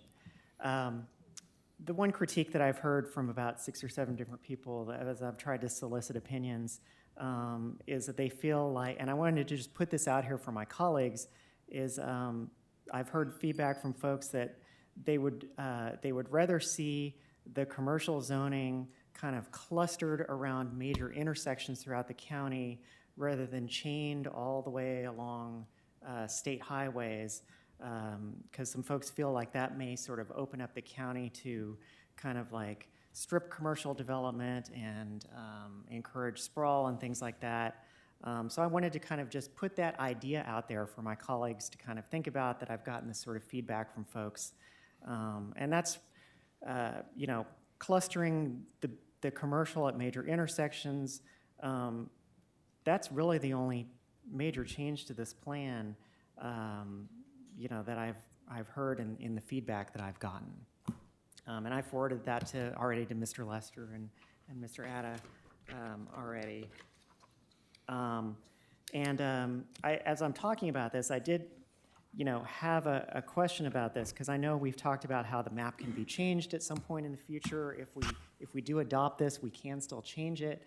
But, and this is more maybe a legal question, if we go ahead, say for example, we go ahead with this rezoning map, and we do, a strip of commercial, and at some point, my understanding is, and maybe I'm wrong, that once we give a landowner additional rights and privileges to what they can do with their land, it's very difficult to go back and take that away, because I think there's a state law that we can't do things where it would decrease somebody's property value by more than 25% or something like that. I've heard this before. I wanted to maybe get your opinion on. Maybe this is something we can talk about over email too. Yeah, I don't know. I'll have to get back with you. I'll look into that, let you know. Okay. About whether you could then zone something back to strictly to residential. Yes, yeah. Well, I think there's a couple of things that we'd have to look at too that go into that, not just the property value thing, but if it's a commercial area, then you're spot zoning something residential in the middle of a commercial area. So given that it doesn't prohibit someone from using that property for a residential purpose, I don't know that there would be a need to do that, but Yeah. we can look at that. Okay, yeah. Thank you. I just wanted to maybe, bring that to the court's attention, because maybe once we zone all these areas commercial, it might be very hard for us to go back and undo something if we feel like we've made a mistake in some area. That's all. And I think, I've talked probably long enough at this point. I think I agree with getting the Illinois watershed and the Beaver Water District in front of us, and hope we can do that next month. Thanks. Justice Coger? Thank you. I have just one quick point of clarification from Mr. Atta. I got a call today from a constituent who looked at the Planning Commission agenda for Thursday, and they think that there's going to be a discussion at the end of the meeting about this. Is that not correct? No, it's like, we normally inform them about what's happening. It does not say it says what's being discussed for the next meeting, or Okay. if there is any changing, so it's not about the planning. No, it would be stated there, that's what we're gonna be discussing this. And that's standard procedure forever, it's been there, yeah. Okay, thank Yep, you. no worries. Justice Lemming? Thank you, Judge. I've struggled with not having a fire marshal, and I've struggled with not being able to police anything the county does in the CUP process. What's your personal opinion on that? So we do have enforcement that is written in here, and we do have also like violation and basically what you would pay if you don't follow regulations. One of them is like number 11 under like administration and enforcement. Number 11 says Washington County Sheriff's Office shall enforce this ordinance. So that's an enforcement, and we've always asked them, and like we're like very responsive at times. The fire marshal, like it's required, even like the engineers we deal with, it's required for every engineer to do his homework or the developer to do his homework and follow the code, the fire code. And normally they consult like with companies before they build anything. And it's required by their like standards to be able like to build something that is safe. Most of the houses or like the let's say like residents, most of the homes are built to standards in the county because most of the developer or like the construction companies, they build in the cities, so they use the same standards, and there is lots of state regulation and federal regulations. That's why you see like fire and smoke detectors on homes. And that's why you see the electric is above like a certain like level. And that's one thing. When you buy like a mobile home, most of those mobile homes come constructed to the federal like government like requirements, so they don't do anything unless if you have something that's been sitting there 50 years and like you move it to a new location.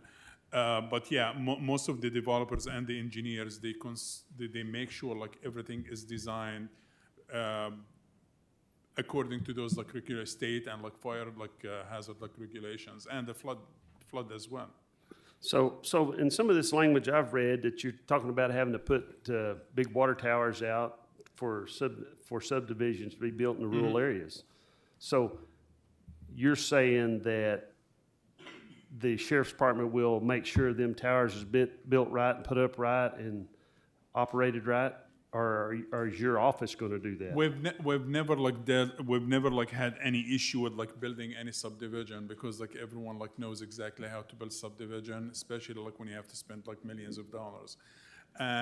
Everything that has to do with like retention pond or like anything septic or anything that like sanitary has to be approved by the state, not just the local health department, has to be like approved by the state.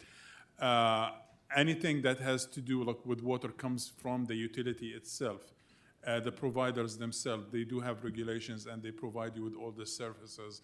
We make sure that they approve everything before they start constructing. We do the preliminary reviews, and then when it comes to the final, we do a walkthrough. If they don't get all the signature and the approval from the providers or like anyone else involved in that construction phase, they don't get approved, they don't get like finalized, we don't sign their paperwork, it does not come to judge's office to sign it and approve it, it doesn't get like recorded, so the deed will be issued. So there is lots of processes that goes like through the whole like building process until it gets to the final like product. So with all that said, you still say that we don't need no enforcement? That through your office, you just think you're happy with Yeah, we use the sheriff's office for any violation. And the fire marshal, you're okay with using the rural volunteer firemen in the state of Arkansas if you have issues? During the process, the technical review, all of those like fire departments within serving that area are notified, and we still do that. We haven't changed the process, and we get feedback from them. And like we had like lots of feedback like from Wheeler, and we had like Round Mountain and stuff like that. They would say, or like Nob Hill, they would say like, yeah, this has to be this way, this has to be this way, and this has to be this way. And some project got like tabled until like they meet that requirement. And we had like a project, Sonora, oversized conditional use permit.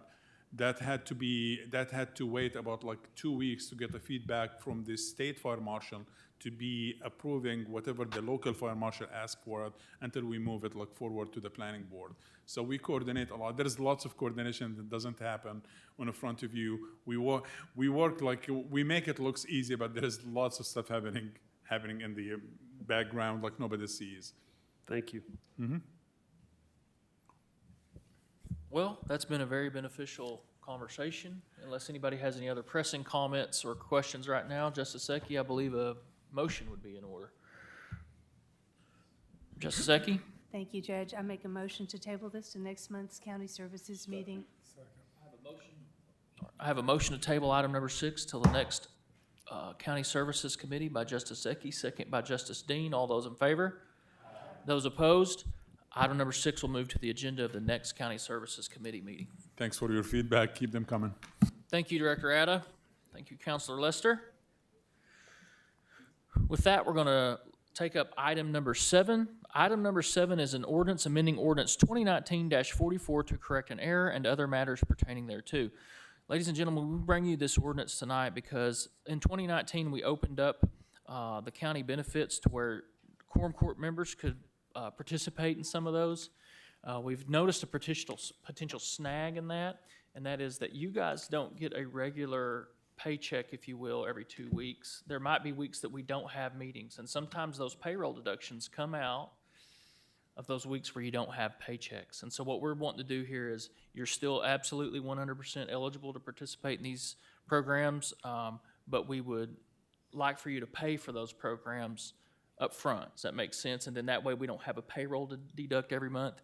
And then also what has come up to our attention is life insurance. We cannot cover you in life insurance, and we made that mistake, and our benefits consultant has come to us and pointed that out to us. And so this ordinance fixes those two things. Justice Lyons? Make a motion, we pass this to the full quorum court to do pass recommendation. I have a motion to pass item number 7 to the full quorum court with the due pass recommendation by Justice Lyons, second by Justice Simons. Justice Ecke? Thank you, Judge. I'm one of those that signed up for vision insurance. Would you want, is this saying that the payment must be done quarterly? Or how do you all propose for this to be paid to the treasurer? We're trying to do that. We're trying to keep the options open for you guys. And so you can see the ordinance says you can do it monthly on the first of the month if you'd like. You can do it quarterly on the first of the quarters, or you can do it annually on the first of the year. We're trying to make that as convenient, if you will. It doesn't matter then. It doesn't matter. The ordinance would allow you to do it in any of those methods. All right, thank you. Any other discussion or questions on item number 7? Any public comments on item number 7? Seeing none, we're going to take up the item. I have a motion to pass item number 7 to the full quorum court with a due pass recommendation by Justice Lyons, a second by Justice Simons. All those in favor? Aye. Those opposed? Item number 7 will move to the full quorum court with a due pass recommendation.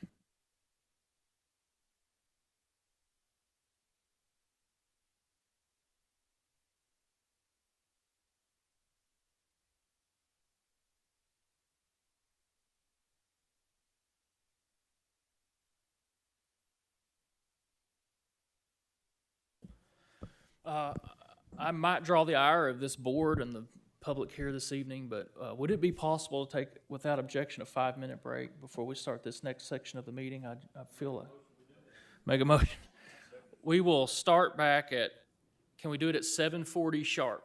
That's 7 minutes. Is that okay?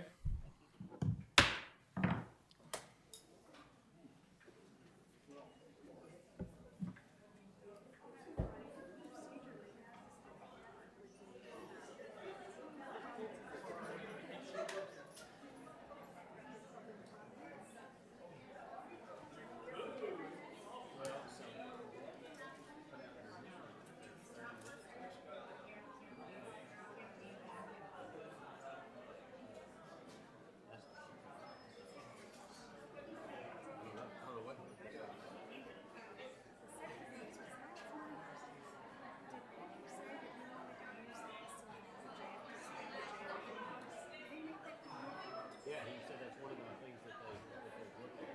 Just it's an option. Yeah. say? Because James says, man, because you talked to Jay, because I love it.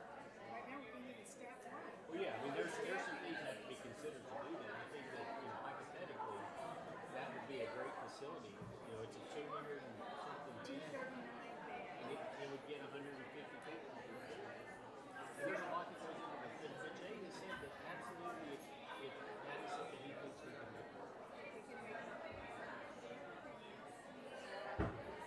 This NWA CCC, is it for state prisoners or is it for county prisoners also? No, their state, these are state. These are just state. These aren't. These are the- No, this is a program. Yeah, it's a program. They but take they're state classes and ordinance, but learn that by- over there is saying that it's a community. And it's community and you don't have to. It's called the Department of Community Corrections, but it's not a majority Washington as Missouri. I mean, there's a lot from Washington, but they're from all over the state. But it's a state. We don't get to say who goes there. That makes sense to you? Greenland got threatened to get sued because our plan a public meeting over. Well, I mean, we did is back up and have a public meeting and I don't object to something that's just, make sure we cross the T's and dot the I's. I'm just very Applies directly to the planning Planning board. Friday. It says they have to have. And my argument here would be that this is the court has the authority to implement laws and changes to the law. It's when something originates from the planning board that I feel like there has to be this public hearing. And so it's not real clear because needless to say, we want to make sure we do this right, we get it the way we want it here. Right. And then we send it to the planning board.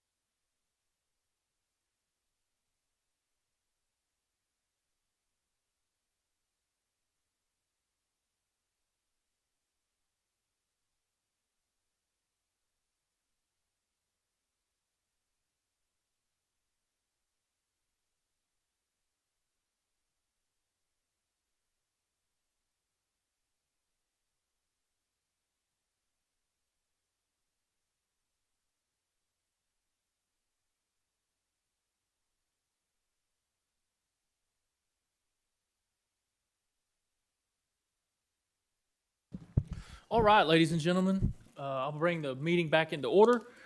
Next up is item number 8, discussion of the NWA CCC/Women's Facility Programs and Volunteers. The way we'd like to set this up in honor of every one of you guys, we have the rules about public comments. They are 3 minutes per person per individual. Without objection from the body, I'd like for the public to address us, let us know what they want us to hear, and then we'll bring it back to the body for discussion, further discussion. So with that, we're going to start right now. Remember, there's 30 minutes, 3 minutes per individual. So let's come on up, and if you would like to go ahead and stand in line, that would maybe be helpful too, whatever is most convenient for you, ladies and gentlemen. I will also please state your name and where you're from. Good evening, Judge. And if you represent an organization this evening, please give us that also. Thank you, sir. Good evening, Judge. Private citizen Mac Mayfield from 980 Rocky Lane. I wanted to share something with the court tonight from the Associated Press in December of 2008. The headline is, Arkansas Women's Center Eases Jail Overcrowding. Fayetteville. Northwest Arkansas new residential treatment center for women is freeing up jail beds and helping rehabilitate nonviolent offenders, officials say. The Northwest Arkansas Community Corrections Center opened this spring, making it the second residential treatment center for women in Arkansas. Washington County Sheriff Tim Helder says the new center, housed in the former Washington County Jail, has been a win-win situation for the county. It's been a real positive for the community, Helder said. The facility really gave us a boost right off the bat. Prior to the opening, we had about 70 or 80 females at the jail. We've seen a steady decline with 58 women at the jail today.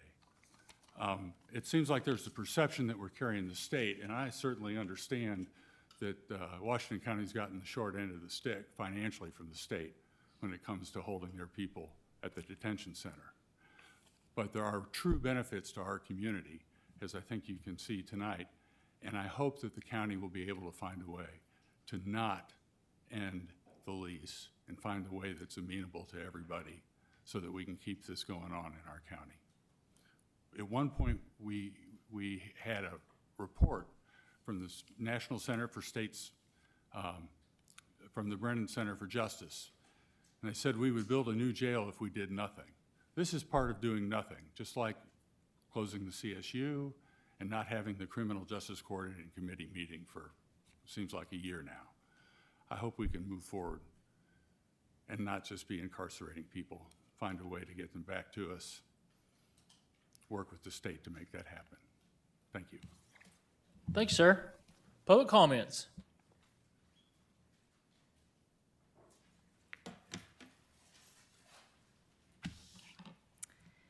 Judge Deakins, Justices of the Washington County Quorum Court, my name is Whitney Payne. My name is Whitney Payne, and I am a former employee of the Northwest Arkansas Community Correction Center. I worked there for 7 years as a substance abuse counselor and can attest to the fact that this facility provides the best substance use disorder treatment in the state of Arkansas and has been doing so for the last 16 years. The work that they do has been nationally recognized, and they have been instrumental in helping thousands of women change their lives. As I have emphasized many times, this facility could not be recreated in any other part of the state for a variety of reasons. The community partnerships that they have built include agencies such as Magdalene Serenity House, Nicole's House, Havenwood, Oasis, Washington and Benton County Drug Courts, NWA Center for Sexual Assault, Peace at Home Family Shelter, and the University of Arkansas, just to name a few.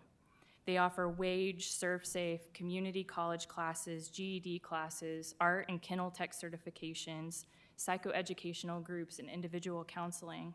This type of programming is unheard of in a prison or jail environment and is at the heart of the facility's extraordinarily low recidivism rate, a rate they have been able to maintain for 16 years. In my many years of social work practice, I have learned a good deal about scarce resources and the need to end programs or discontinue funding due to competing interests. However, another thing I have learned is that you do not eliminate programs that impact lives and achieve success on this scale.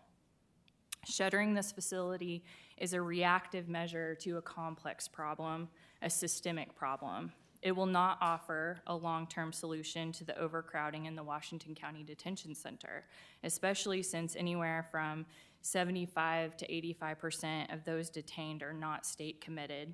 Many potential solutions have been suggested over the years, but none of them have been explored in a meaningful way.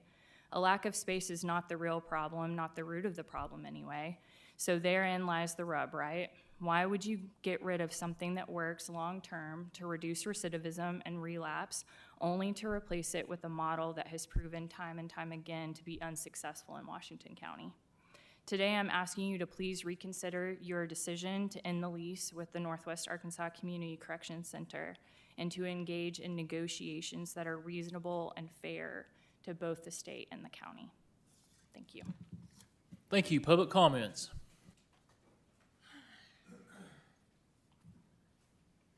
Good evening. Some of you guys have known me for quite some time. My name is Alicia Willette. I worked previously for the county for 20 years. I volunteered for the Washington County Sheriff since 2009, as well as NWA CCC. We have a peculiar situation, and I can honor your conservatism for wanting to reutilize that to save places for the beds. Indeed, the overcrowding is something that is a sight to be seen. However, as previously mentioned, and I believe that there are members of the court that are honoring and admonishing decisions for treatment, even in the areas of juveniles, it's important to know that even the wage system that is being utilized right now at the sheriff's is only for Act 309, and that's approximately less than 5% of population there. Hence the 5 graduates. We have something that really needs additional other professionals to come to the table and work together and have the great minds, as you guys are here doing, to think it out and think through other additional possibilities and see through it to make an actual change in our county. That word recidivism is just a big word for saying less people come back to jail. ADC commitment almost guarantees it, and it's study proven that we are making a difference.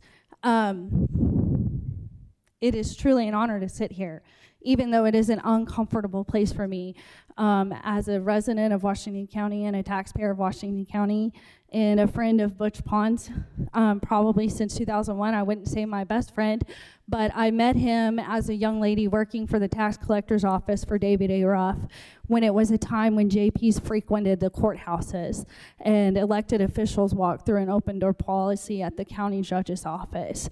I would like to implore and encourage you all to work together as one and move together as one and hear the ideas and not continue reinventing the wheel that does not fix an old problem. And that's all that I have to say. Thank you. Thank you. Public comments.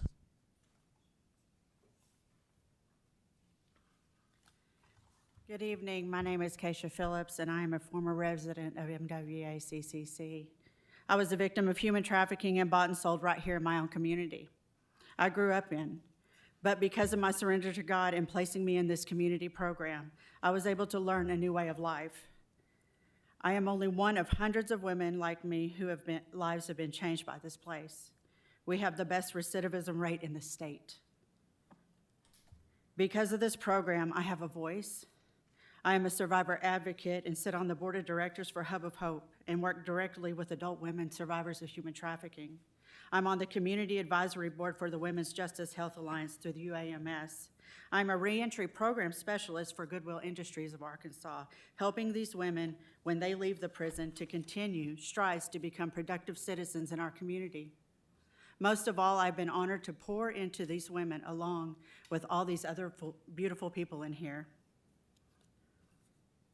This program was not just created by people, it was set in place by God. I and thousands of other women out here in the community and across the country are living proof of this program, that it is the most successful in the state, and to take away what God has established is flat out wrong. So these prayers that you pray in the beginning of these meetings, I do ask you, do you really mean them? Because if you do, then listen to what God tells you and what your community is saying. Thank you. Thank you. Public comments.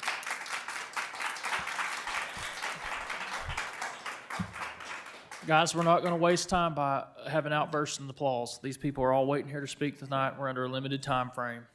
Public comments. Good evening. My name is Dr. Lee Turner, and I reside at 590 Rock Cliff Road here in Fayetteville, Arkansas.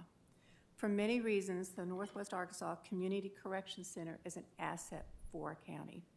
According to the Arkansas Justice Reform Coalition and from information cited in the resolution you're being asked to consider tonight, the center has, as you've heard before, the lowest recidivism rate of any prison in Arkansas.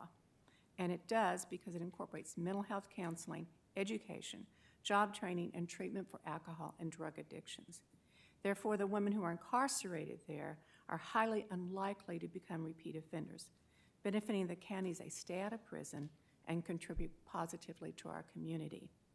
Further, in talking to professionals who work with these women, the services they receive help to break the vicious and generational cycle of addiction, homelessness, and poverty, so their children and their children's children can also go on to lead healthier, happier lives and to become productive members of our community. It's a wise investment that pays forward for generations to come. And in recognition of the center's effectiveness, as you've heard, it's been cited as a model for what prisons and jails could be by the National Center for State Courts and their formal assessment of the county's criminal justice system in 2020. The center also has incredible support from our community as 350 volunteers from 24 organizations provide mentoring, additional classes, and life support skills.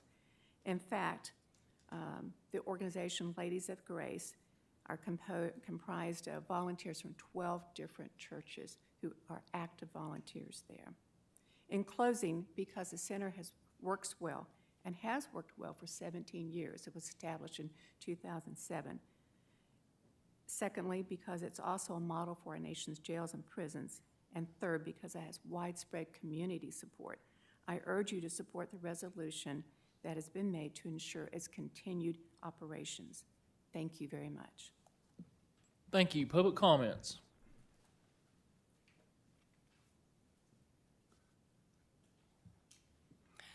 Hello, my name is Tara, and I have represented parents and women and men who have been in the criminal justice system and the DHS system. And I have never once presented a client with the opportunity to go to CCC and they have said no, except for the fact that there's not a bed available, okay? So there is an entire population of parents, of citizens who want help. And they know that it just takes time to get it. And that's what they wait for, is they sit in county jail waiting for a bed at CCC. They wait months up to years to be able to participate in the programs that allow them to craft a lifestyle that allows them to be beneficial in the community, to stop doing what they were given the tools to do and then given tools to do through the CCC that they're not given through the ADC. So I hope that the people that are sitting here understand that the tools that the CCC provides, they're not given to an ADC, they're not given those tools in anywhere other than the CCC. And to be able to come to Northwest Arkansas and to get those benefits is something that I hope that each person here understands, that there is an individual that is behind me saying, I would like to be rehabilitated. I would like that bed, but that bed isn't there. And the ability to sit and provide a stable home and a stable environment for their children is something that this county in Arkansas is able to provide. So that's what I'm here to say is I have an entire 24 years of people behind me saying, I would like to go to the CCC, but there's not a bed. There's not a place for me, and I would like to be rehabilitated. So this is the opportunity that I would like to give every single person that has ever said, I'd like to go to CCC, but I can't because there's a 2-year wait to go to that place, so I'm gonna go to ADC instead. And that's the choice. So when people are, Thank you, man. That's your time. We didn't catch your name, your last name for the record. Can you say it in the microphone, please? Pruitt. Pruitt. Thank you, ma'am. Public comments. My name is Gary Tabor. I'm from Lincoln, Arkansas. I was an employee at the Northwest Arkansas Community Correction Center for 16 years as the deputy warden and warden. I have dealt with this issue before in my job. I'm a citizen now. As a citizen, we do not need to get rid of this facility. For 16 years, it has given, as all these people say before me, a place for ladies to go to get the tools, the skills, the knowledge, the treatment, the safety to change their lives. I've never told people that we changed any resident's life in all the years I was there. We helped them change their lives. They don't get this in county jails. Not all these ladies are from Washington County. Not all the people in Washington County jail are from Washington County. They committed the crimes in Washington County. That's why they're there, and that's why a lot of times we get them. But this facility has hundreds of volunteers, roughly 4 volunteers for every resident currently there, if not more. They're all local community. They go to 2 different churches in this city and get baptized. They go to Celebrate Recovery graduation in this city. They go to GED graduation with the Arkansas Adult Ed graduates. They are put into the community while they're still incarcerated. And the ladies have been baptized at St. Paul's. Some of them are still in that church as a member and come to the baptismals for the ladies that go there now. You take that away, the best I know, they'll go to West Memphis. There's 100 beds. If they build that and put them there, that's 100 beds that they could have added if you left the Washington County ladies here. This is a Band-Aid at best if you take it, and a time frame of when it gets converted, I don't know, but it's a Band-Aid for Washington County. As the sheriff said, schools, churches, hospitals, everything in this county has grown. If you had 100 people and 10% committed crimes, you got 10 people. You got 1,000, now you got 100. The jail needs to grow. It needs to grow where it is, to where they don't have to have 2 kitchens, 2 medical, 2 everything. They can expand and just add on and utilize the staff they have there without having 2 different locations. 2 locations do not work in that kind of environment. But I'm a citizen now, and this is what we need. Thank you. Thank you, sir. Public comments.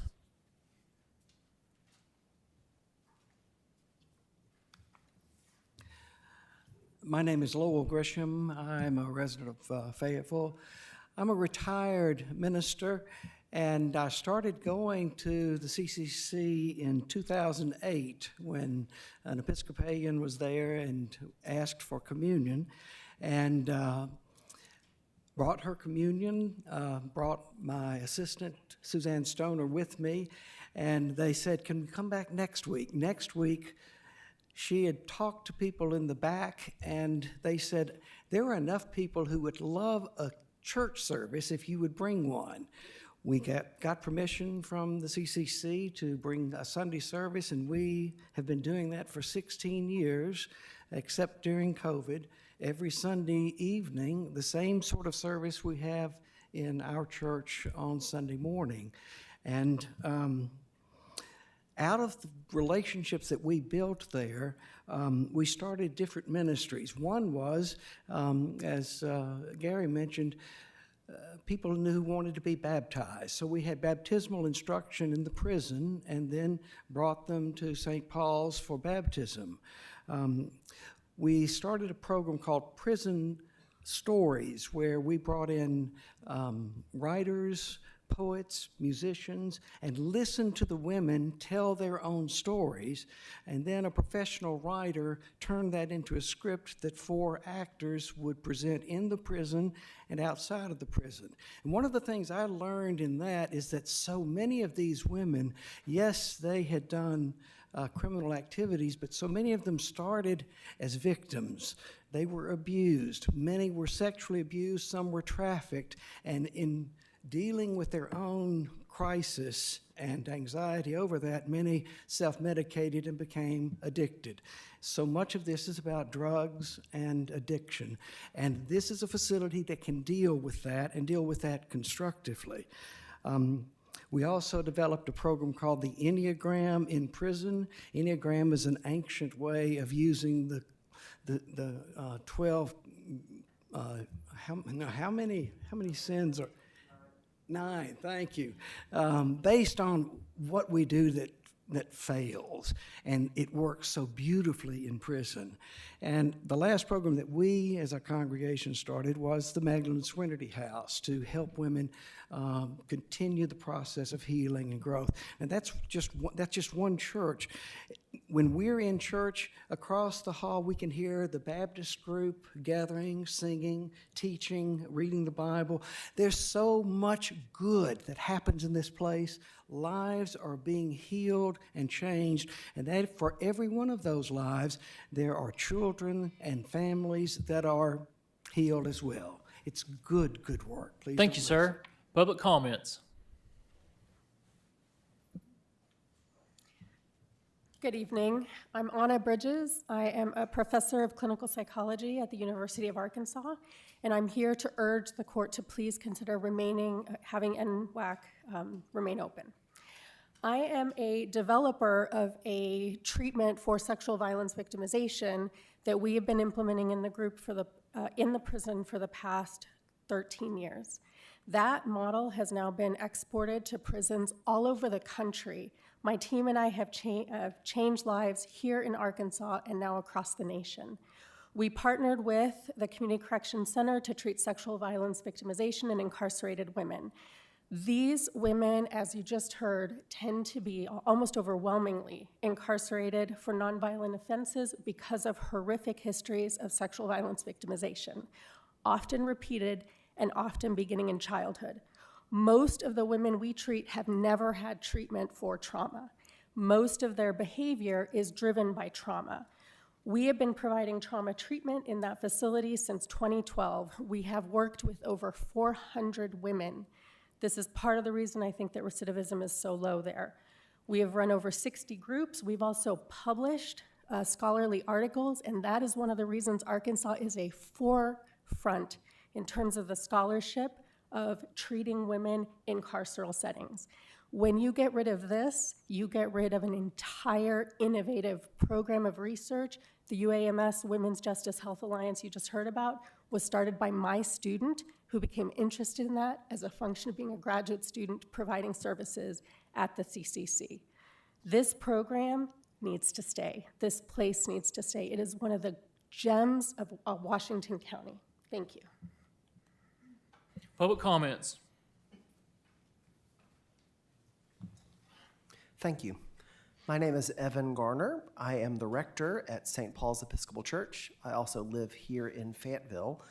And I have the privilege of being a part of a ministry that, as Lowell Grisham said, goes into the NWACCC every week, every Sunday evening. And I want to tell you a little bit about what it feels like to walk into that facility. It's a hopeful experience. I don't know how often you step into a correctional facility or any kind of detention center, but the walls of this detention center are beautifully and colorfully decorated. As our group walks down the steps to the pod where we will offer our worship service, We walk actually backwards down the 12 steps because you ascend in the right order of the 12 steps. And the women who come and welcome us and allow us to be in that place come with hope. They come knowing that it is possible for their lives to be different than many of them have ever been able to experience. And I want to tell you, as a volunteer and as a part of the volunteers, we get to see lives change. Sometimes, actually not all that uncommon, we get a chance to meet some of the people who had been residents at the CCC, come back into our church. Some still worship with us, and it's always a delight to be able to greet them, to celebrate with them, and to hug them, and to support them on their continued journey. There are lots of demands upon the taxpayers' funds. There is overcrowding in our county detention center. But what is not debatable is the success of the CCC.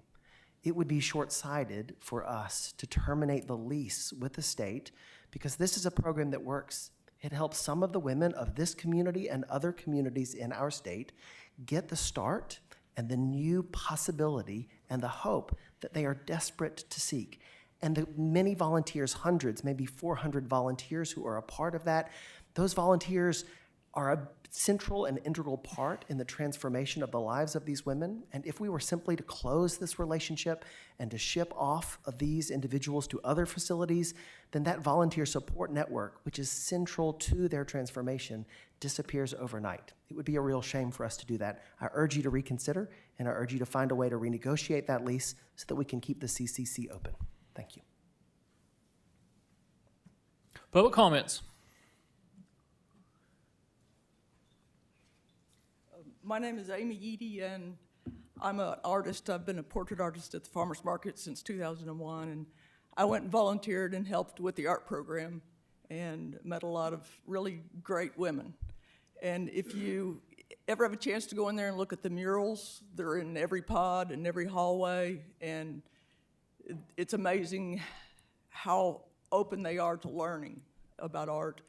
And I think that one of the reasons that this prison is such a shining light is because Fayetteville is so special, that we rallied so many volunteers around that we just make Fayetteville look good.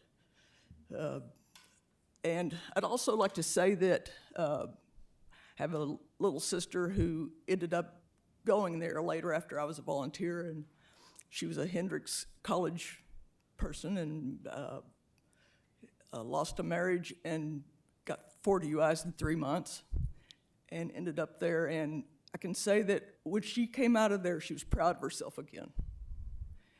And unfortunately, 2 years ago, she was choked to death. And I just don't want you to choke this program. Public comments.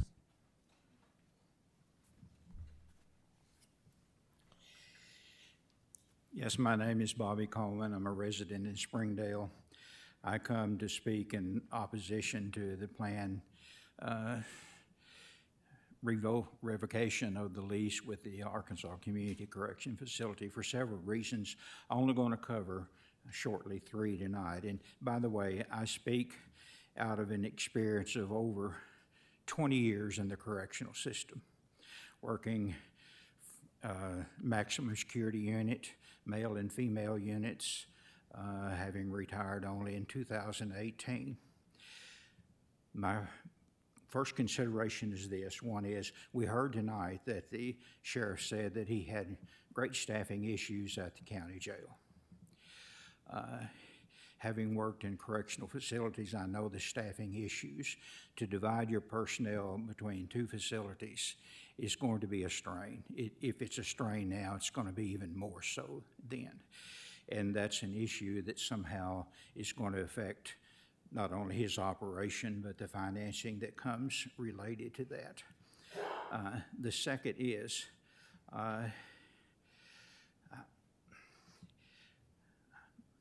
briefly, I'm just going to cut it to 2. The main issue with me is this. This program comes as a result of the drug court program that's instituted years ago. The drug court set up throughout the state of Arkansas. And many of these Arkansas correctional facilities came as a result of those drug courts to intercede in the lives of those individuals so that they don't wind up in Arkansas Department of Correction. If we do this in this county, we're going to remove this county's influence in the lives of those individuals who come as a result of the drug court, not only from here, but some from Benton County and others. And those individuals are going to likely go all the way to West Memphis. That's a 5-hour drive one way. There's cost involved in that. But the biggest cost involved in that is the absence of the community and family input into the lives of those individuals while they're incarcerated. And they're going to be coming back to this community. They need to come back knowing that they've had the support of this community. And I'll leave you with that consideration. Thank you, Mr. Coleman. That is the expiration of our 30 minutes. Justice Pond? Move to suspend the rules and extend public comment to 9 more minutes. I have a motion to suspend the rules and extend public comment by 9 minutes by Justice Pond, second by Justice Lyons. All those in favor? Aye. Those opposed? Public comments will be extended by 9 minutes. Hello, my name is Kim West. I live in Farmington. And I want to realize that this is an acute situation that we're in our county, but I want to encourage this body to consider the significant impact that closure of the center will have on the women who are in residence and to their children, many of whom live nearby to visit. Closure would also significantly impact our community of Fayetteville. As a registered dietitian, a small business owner in Fayetteville, and as a board certified clinical chaplain, I have had the privilege of serving as a volunteer in this center for over 15 years, providing spiritual and emotional support, also providing practical life skills and life skills in the home, and re-entry preparedness, along with a wonderful team of volunteers. I've had the privilege as well to serve alongside an incredible professional staff at the center, competent, and we've been able to come alongside them and lock arms and plan volunteer events, things that could happen in the evenings and on weekends that support what they're doing during the daytime with treatment. I know you probably heard this number a lot already, but there are 400 volunteers that are trained in the correctional facility here, and they remain on the active roll. 135 people go in every month, and that's 350 hours every month. Now, I'm a business owner. I look at full-time equivalents. We've talked about staffing tonight. If you project that out and look at the amount of time that volunteers are spending not only in face-to-face contact, but also in preparation to go in and do ministry and support, that's about 6.4 full-time equivalents that you're getting from volunteer labor throughout the year. What's the benefit of having this volunteer labor pouring into the lives of residents who are working to recover from addiction and related crimes? Sometimes the greatest benefit is what we do not see. And I'll tell you what we don't see. We don't see many women coming back into our programs because, as has been stated tonight, it is the lowest facility in the state with a recidivism rate of 20.45%. Of those women never return to jail. And that's something to be very proud about. As volunteers, we've witnessed thousands of women experience significant and powerful life change, turning from identifying with their criminal behavior and being rehabilitated to go back into the community as productive citizens.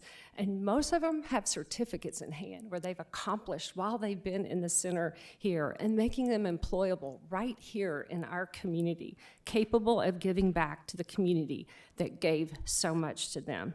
I've witnessed reunification of families who were able to stay connected because they live near the facility. I urge you to reconsider closing. Thank you, ma'am. Public comments.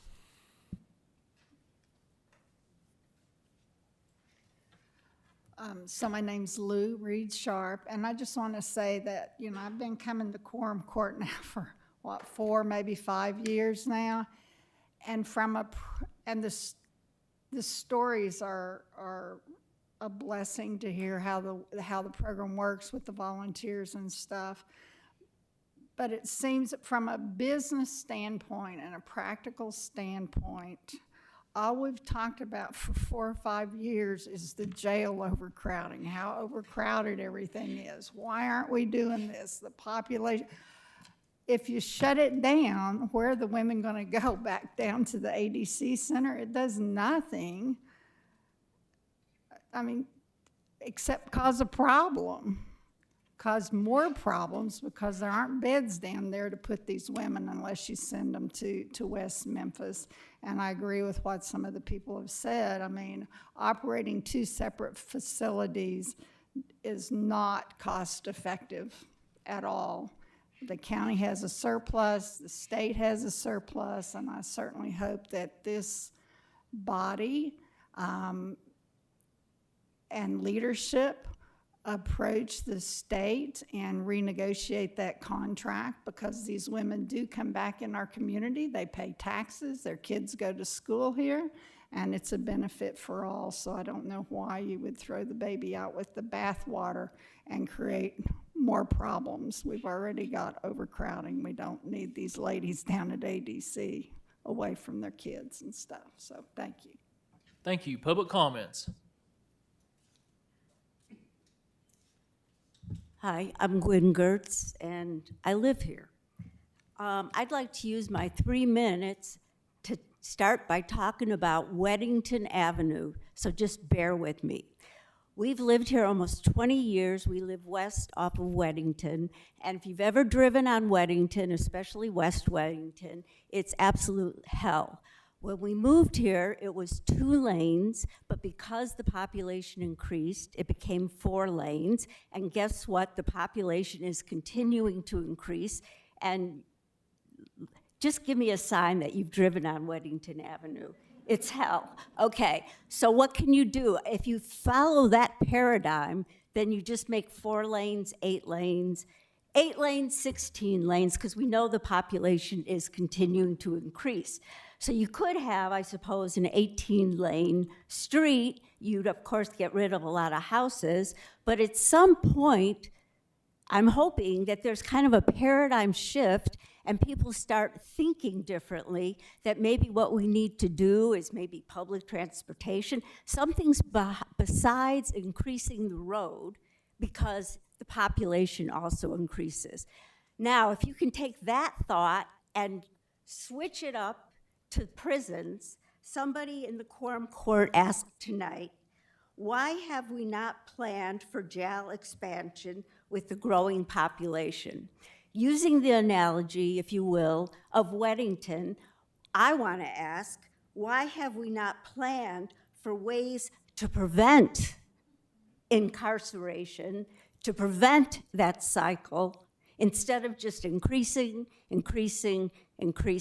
So next time you're driving on Weddington Avenue, please think for a minute about the argument for increasing more space for jails. Thank you. Thank you, ma'am. And with that, our public comment has expired. We're going to bring it back to the board for any further discussion.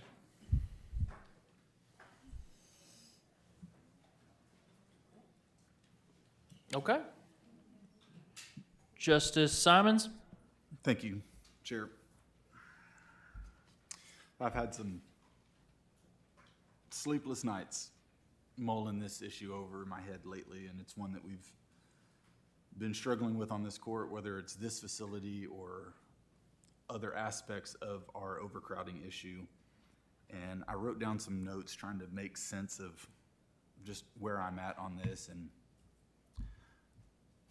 this body has a constitutional mandate from the state to maintain the county detention center. That same state that gives us the mandate is also the one that seems to really struggle funding the prisoners that they keep in our facility, funding programs like this, funding the rent of a fair market value of an asset like this in our county. And despite the surplus that they sit on. So I know, Judge Deakins, you've worked with our state representatives, our legislators, our senators. I know you've been in contact with the governor herself and her cabinet on ways to use some of those surplus funds and alleviate issues in not just our county, but across the state.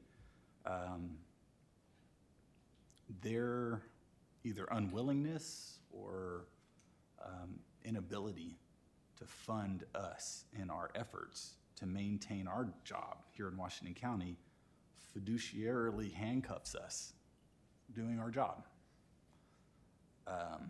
I don't believe anybody around this horseshoe wants to see this facility go away or the work that they're doing. I don't think anybody could make the argument that there's not value in the work that's happening there. I don't know how shuffling our assets and our resources puts us in any better situation. Shutting this facility down so that we can create more beds for an already overcrowded system, like that doesn't seem like a long-term solution, but we don't have a mandate to fund this program. We do have a mandate to fund the detention center.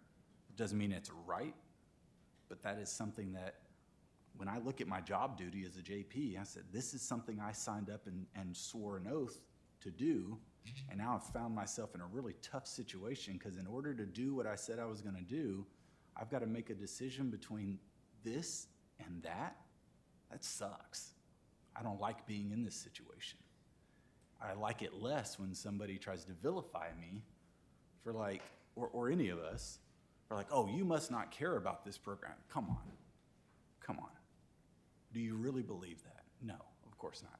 Each and every one of us up here, I'm sure, have racked our brains on ways that we can find.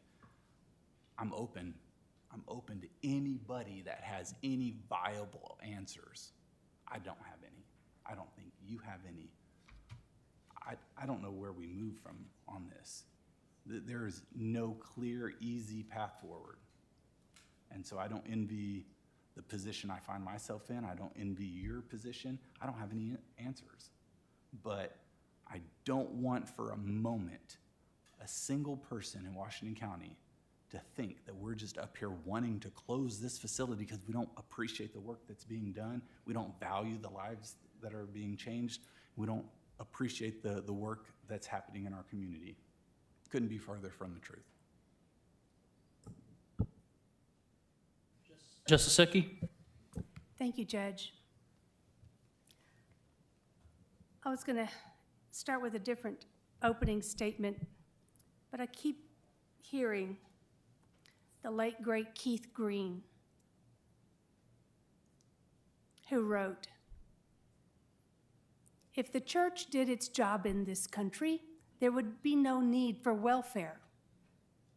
The original church was the welfare board. They were the crisis pregnancy center.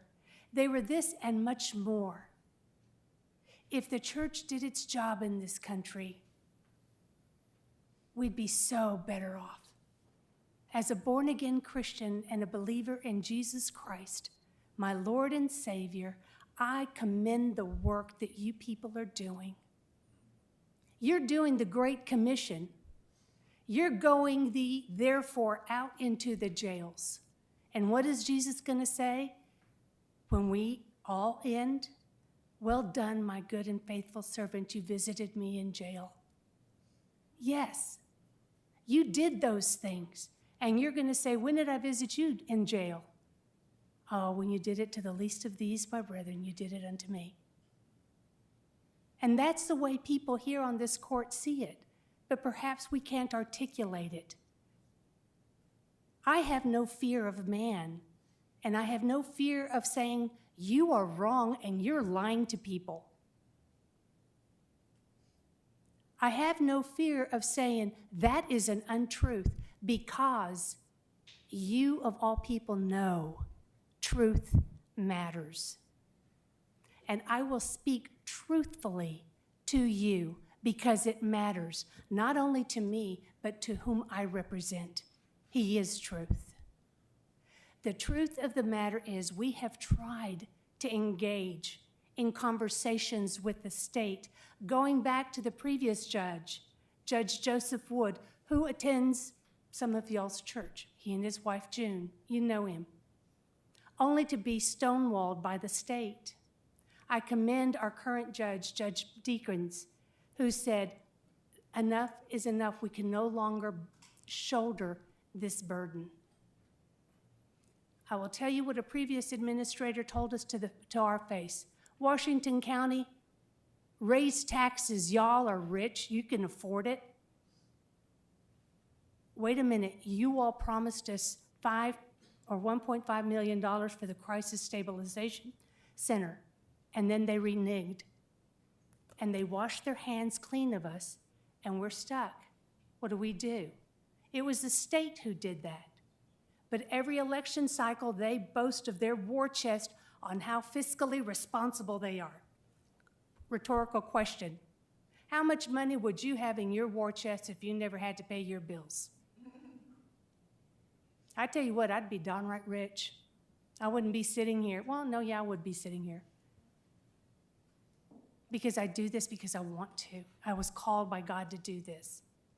The state is not paying their bills at the tune of, and I'm going to say this, we have written letters from this office saying, this lease represents a partnership between the state of Arkansas and Washington County and serves as a symbolic relationship for many years. This action is taken after somber consideration of our options here in Washington County. We understand and appreciate the repercussions these actions will place both on your organization as well as ours. Washington County also takes honoring our contractual commitments very seriously. However, it has been demonstrated that the state has abdicated its responsibilities to the counties to provide adequate prison space for inmates. This abdication has resulted in a dire overcrowding within our Washington County Detention Center that puts both officers and detainees' safety at risk and adversely impacts Washington County's sheriff's constitutional obligations to operate the facility.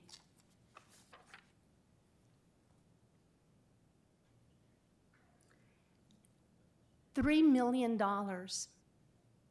is what you and I are holding the bag for. $3 million, actually it's more than that, because it was outlined on how much we're paying. And I was told, y'all are a wealthy county, raise taxes. No. We are not going to raise taxes. I represent Springdale. That's where a lot of plant workers live. That's where a lot of Latinos and Marshallese live.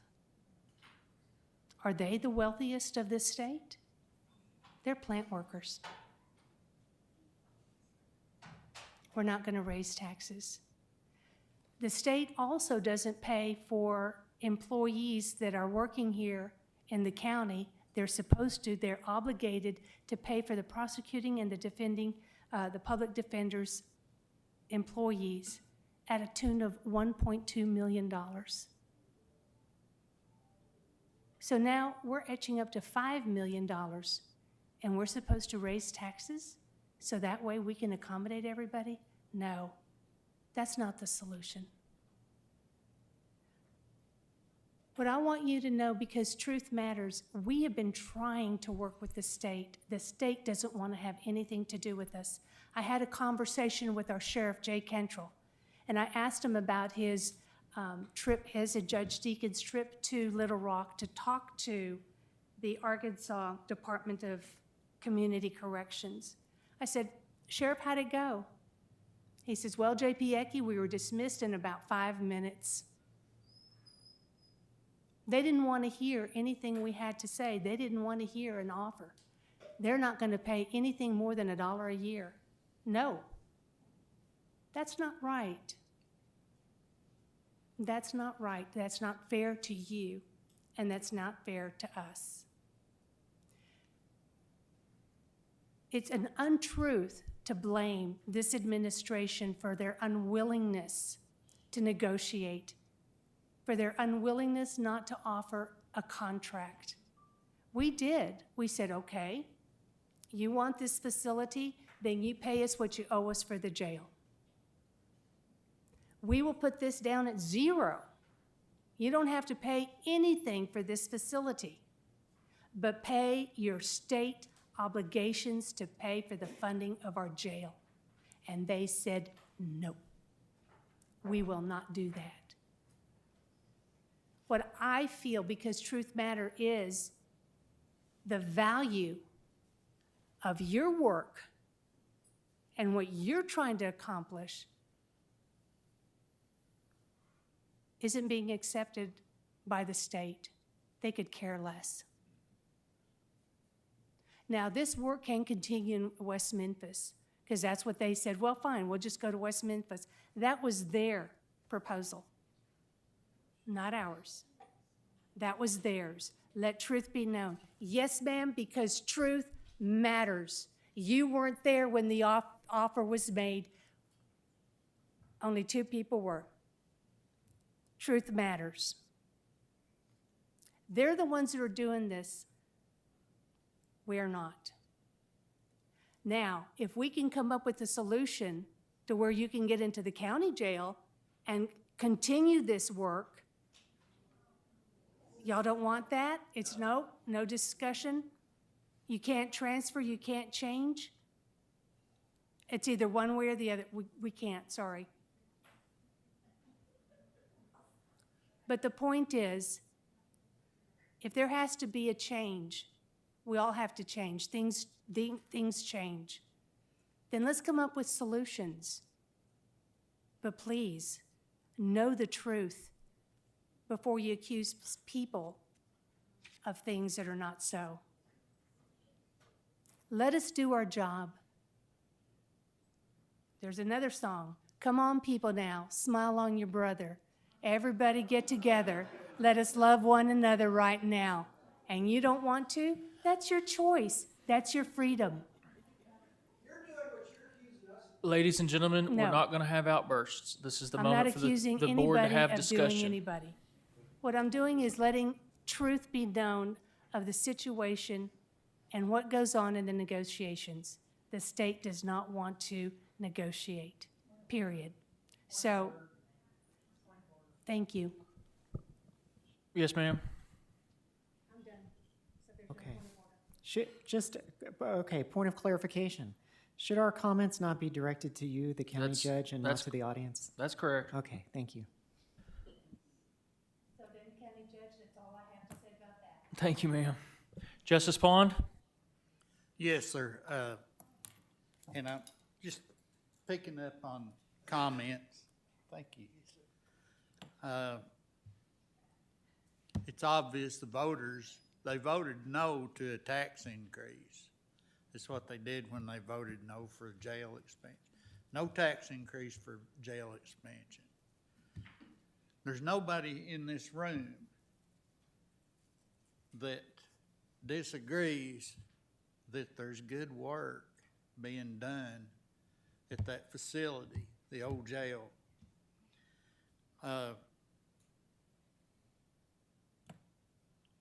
have an ask, I have a wish, and I don't want to, I'm not going to direct this at the prison board, which does not, they turn their back on us. But I'd like to have a copy, a video copy of this meeting sent to somebody at the governor's office, not the prison board. And the rest of that is because, well, we share values in this, and we do care about those folks and what's happening.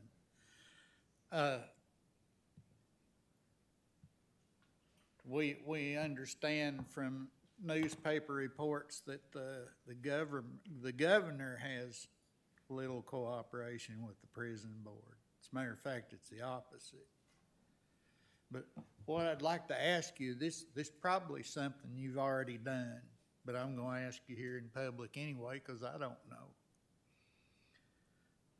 We most likely know what that facility down there, that jail, that old jail building, what it's, and a big part of its location, what that facility appraises at. And what I would ask you to do, along with that,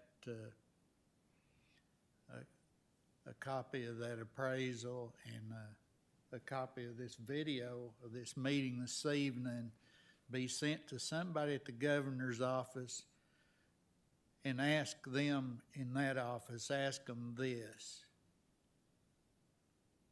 would you buy that building from us so you can keep on doing that good work? And we take that money and build a women's prison or women's jail pod at the Washington County Jail. That may be something that you're in the process of doing. But I do, because we've had their backs turned on us for so long, and because there is this feeling here that there's some kind of difference in values between us and other people in our community, and I really don't believe that's true. We've got to work. We have to. Some of us, I know I did. I swore to uphold the Constitution of the state of Arkansas, and because of that, I'm responsible for funding adequate housing for Washington County Jail detainees. I don't have any problem with helping out with this other program also, but we've got first things first that we have to be responsible for, and that's just an ask. I'm not a member of the executive branch of Washington County government, but I've seen the struggle for a whole lot more years than since you've been here, and from what I see, you doing the best you possibly can within the tools that you have in your reach. You're doing everything you possibly can, and I appreciate that. And that's all I got. Thanks. Justice Lyons. Thank you, Judge. Every one of us around this horseshoe was elected by Washington County citizens. And every one of us know our priority in the decision-making we do is to Washington County and the Washington County citizens. That's our priority. Our decisions should be best for the county and for its citizens, not for the state. We're not here to subsidize a state that's on a trend of a $1 billion surplus this year. Folks in this room have done great work, great stories, applaud all of you. But I think you're lobbying the wrong body. We have approached the state to negotiate rates to use that building. Those rates still are nowhere near market value for that property. And the state rejected the proposal with no reverse proposal. So they don't care. State doesn't care. We're going to stay with what we are, and if you guys take it back, you take it back. So what?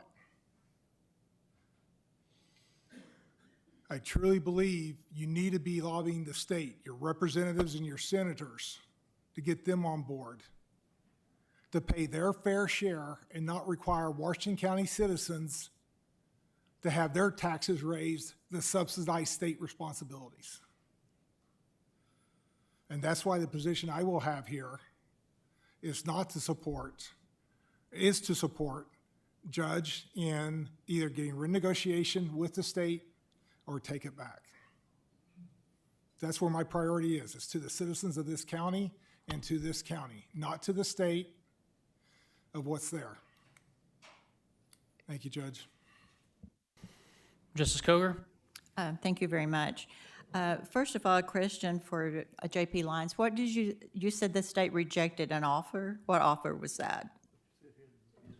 You need to direct your comments towards me. Okay, Judge, the state rejected an offer. What offer was that they rejected? They rejected an offer to reimburse us the difference between the daily rate that they reimburse us for, which is $40, and the county's verified cost by the 2020 AAC agreement, which was $95 a day. Okay, and how much would that come to, like, for a year? 2023, the state bed days multiplied out, 56,000 some odd state bed days being consumed down in our detention center. It was over $3 million. Okay. But here's the issue. That lease could theoretically be zero if they would get the state inmates out of our jail. And so when we went to the state with that, we thought we were being incredibly fair still in that particular situation. Because even if they were to come get all the state inmates out of our jail regularly and make the lease zero, we would still have a property releasing to the state for zero, a Washington County taxpayer asset. Okay, so I just want to thank everyone who came out tonight. Your stories have been very powerful, and I know that you made the effort to come out, and I appreciate that. And also, I just want to clear up a couple of things, or at least from my point of view, that need clearing up. First of all, somebody said we don't have answers. We do have answers. The answers are spelled out in the 2020 Criminal Justice Assessment Study. Tells us what we need to do. And as far as the CSU, the state has funded the CSU for the following year, for the fiscal year 2025. We just need a director for it. And my understanding from conversations that I've had with the community and with the Department of Corrections is that they did say they were willing to pay a fair market rate. That's what I've heard. I don't know if you've heard that, Judge. My number is 444-1700, and they can call that number anytime with any of that. I have never heard that absolutely ever from there. Okay, thank you. Okay, thanks, everybody. Justice Dean? Thank you, Judge. I agree with J.P. Simon, and there's nobody up here that doesn't want to pass this. I think if we had the money available, wouldn't be a problem. I think if people would maybe call the state, call the governor's office, talk to them about it. They're the ones that can finance it. We can't. We'd have to all chip in and finance it together, and it can't be done here. So if you guys would all turn your thoughts towards the state and tell them how you're feeling. Let them know. And see what they come up with. Okay? Thank you. There's a couple things that I want to say.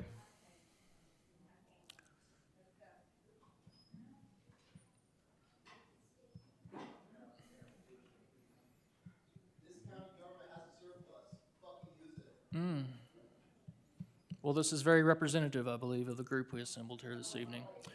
I want to say a couple things. First of all, I want to thank every one of you guys for coming here tonight. All of your stories and everything are incredibly powerful to us in the county government. We appreciate what you're doing. The reality is so much darker and bleaker than what I feel like you're allowing us to communicate to you. I have a facility on the South Campus of Washington County that puts people's safety and welfare in risk every single day. Every single day. And when we have an asset like that prison down there, and I can answer to the health, safety, and welfare of those people, I am sorry, that is not much of a decision to be made from a county standpoint. I also implore you, just like Justice Lyons and Justice Dean did, the state of Arkansas needs to hear these testimonials. The ball is firmly in their court. I believe that we have presented a reasonable offer to the state with no counteroffer. Not only that, not really any dialogue whatsoever about the issue, other than we're fine, we'll move on. That's what we're getting from the state. They need to hear from you, ladies and gentlemen. The other thing I find incredibly impactful that's lost in this is Washington County is blessed to have a sheriff like Sheriff Cantrell, who has spent 40 plus years serving Washington County and also in that facility. And to dismiss his experience with that, or his goals in this process, or his vision for the way he'd like to operate his Washington County Detention Center is incredibly hurtful to me, that we would want to dismiss that. And so what I want to say to you guys is, if it is any solace, for the first time in over a decade, Washington County can dream of what they want their jail facilities to be. And the assumption that we would go back exactly with something that already exists, I think, is very short-sighted. We have a sheriff who's committed to making these kinds of changes. We've talked very excitedly. If the inevitable comes and we have to take over that facility and make it a county-run facility, we'd love to have individuals just like you who are dedicated and passionate to come in and work with our inmates. And that's our goal, and I hope that you will allow us to continue this process. This is a live negotiation with the state. I am still very hopeful we can come to an agreement that would make things better for both of us, but in that time, we will continue to plan to assume that facility at the end of the year. And unfortunately, if we're forced to do that, we will do that for the health, safety, and welfare of the citizens of Washington County. I appreciate everyone coming again. With that, we're going to come up with item number 9, a resolution in support of the Northwest Arkansas Community Correction Center. Justice Koger, would you like to introduce this? Would you like to hear your mic? I would. Thank you, Judge, very much. So I'm bringing this resolution tonight because I think it's important. Of course, we all know resolutions aren't binding, but they do tell the community and the public and the world how we feel about something. So the people who spoke tonight have already covered everything that the center does. I'm not going to try to elaborate on that, but I want to tell you why I think this resolution tonight is important. Our jail is not full of state inmates. Our jail is not overcrowded because of state inmates. Our jail is overcrowded and full of people who've been arrested and are charged but are awaiting trial. They've not been found guilty. Under our Constitution, they're innocent until proven guilty. They're pretrial people who don't have the money to buy their way out. There are over 500 pretrial people in our jail as of the last update on the county website, which is March 14th. And we heard the sheriff tonight, I think he said there was 503 or 506, I don't remember exactly, today pretrial. That's the reason our jail is overcrowded, and that's the reason we have people sleeping on the floor. I agree with the judge and with all of you who say that the state should be picking up the tab for housing state prisoners in our jail. I want them to do that. They should do that. The state is sitting on a surplus, a large surplus. I agree that the state should pay a fair market rate rental for using our facility. But I don't see that $3 million is a doable rate for anyone, not even the state. The Department of Correction is a department of the state that oversees our state prison systems. It is the governor and the legislature of our state that have the real power to fund and to make things happen, to make this happen, to pay a fair market rate. The Department of the Department of Corrections is having to budget and conserve their resources, just like we are. Another thing is that we don't just house people for the state. We house people in our jail for the U.S. Marshal's Office, the federal government, and other jurisdictions. The federal government last contract I saw pay us $80 a day. Well, that's a lot more than the state's paying, and that's good. But it's not the full amount or the make us whole amount. What about these other agencies? As of yesterday, we had 64 people in our jail on courtesy contract holds, and 252 in our jail hold for other departments. Are they paying the amount we're asking the state to pay? Closing a facility that is as successful as this is not the answer. Arkansas has 75 counties, with most of these counties having jail facilities, and this is a statewide problem. We have the Arkansas County Sheriff's Association and the Arkansas Association of Counties, two very powerful groups, and we have 75 county judges and other elected officials who can help us push for reimbursement reform with a better outcome than closing this facility. Most members of this court here tonight belong to the party that's in control of our governor's office and the state legislature. Have you talked to them? Are you talking to them? We should be pushing them to do something to step up and take responsibility.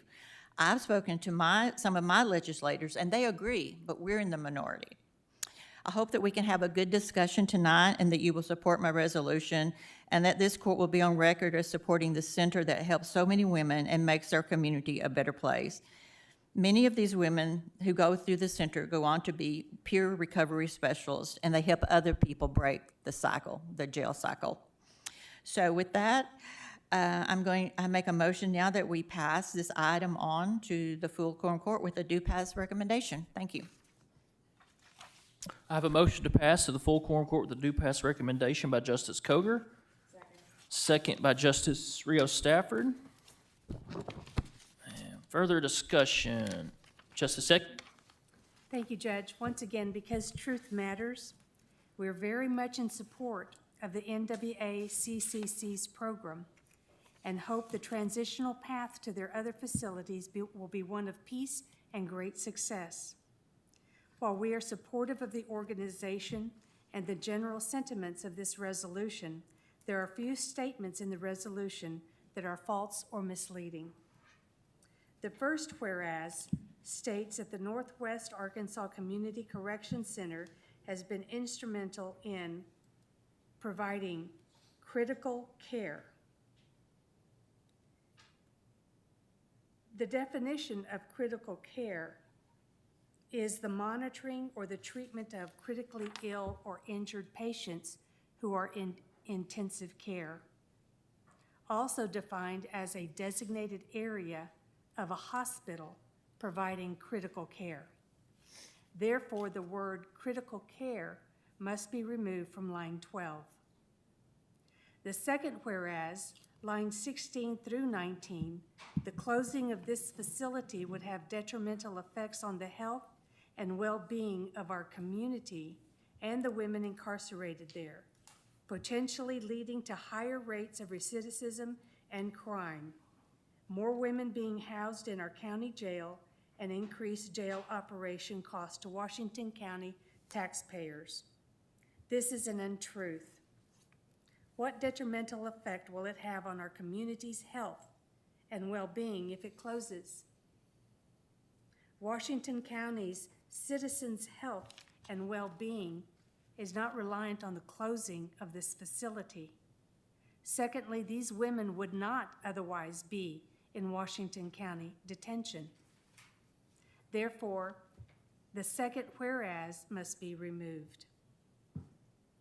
Article 1, the main issue that must be removed from the resolution is line 37, quote, and call upon local authorities, Washington County Judge Patrick Deakins, line 38, and all other appropriate decision makers.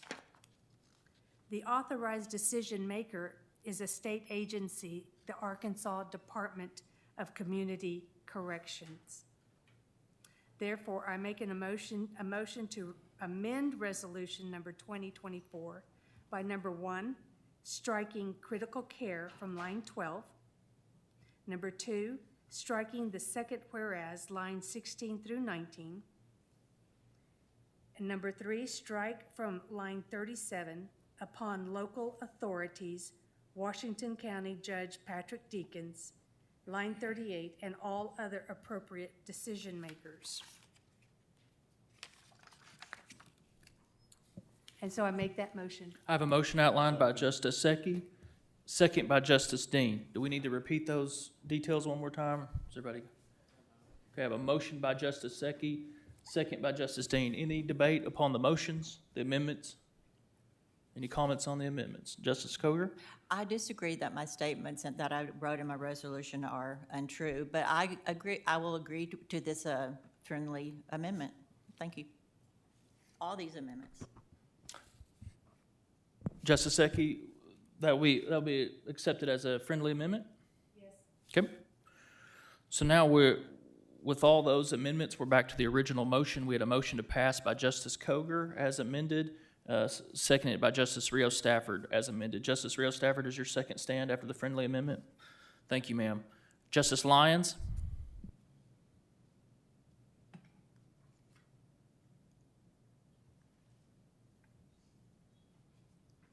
Thank you, Judge.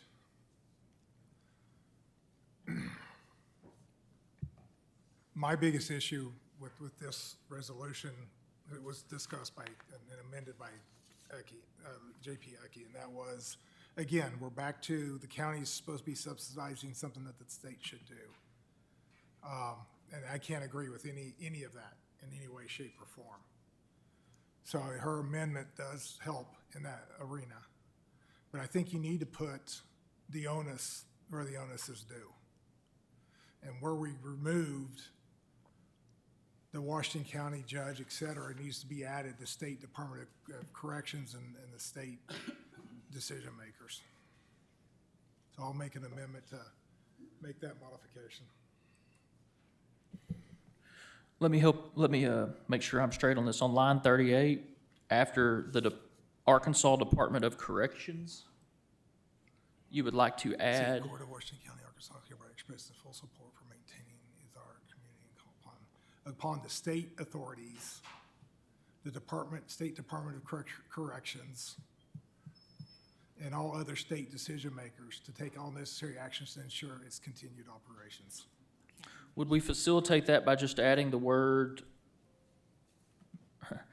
we struck line 38, and all other appropriate decision makers.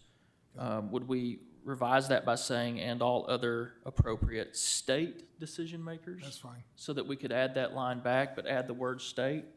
I'm okay Do you with that. still consider that a friendly amendment? Yes, Judge, I'm Okay. okay with that.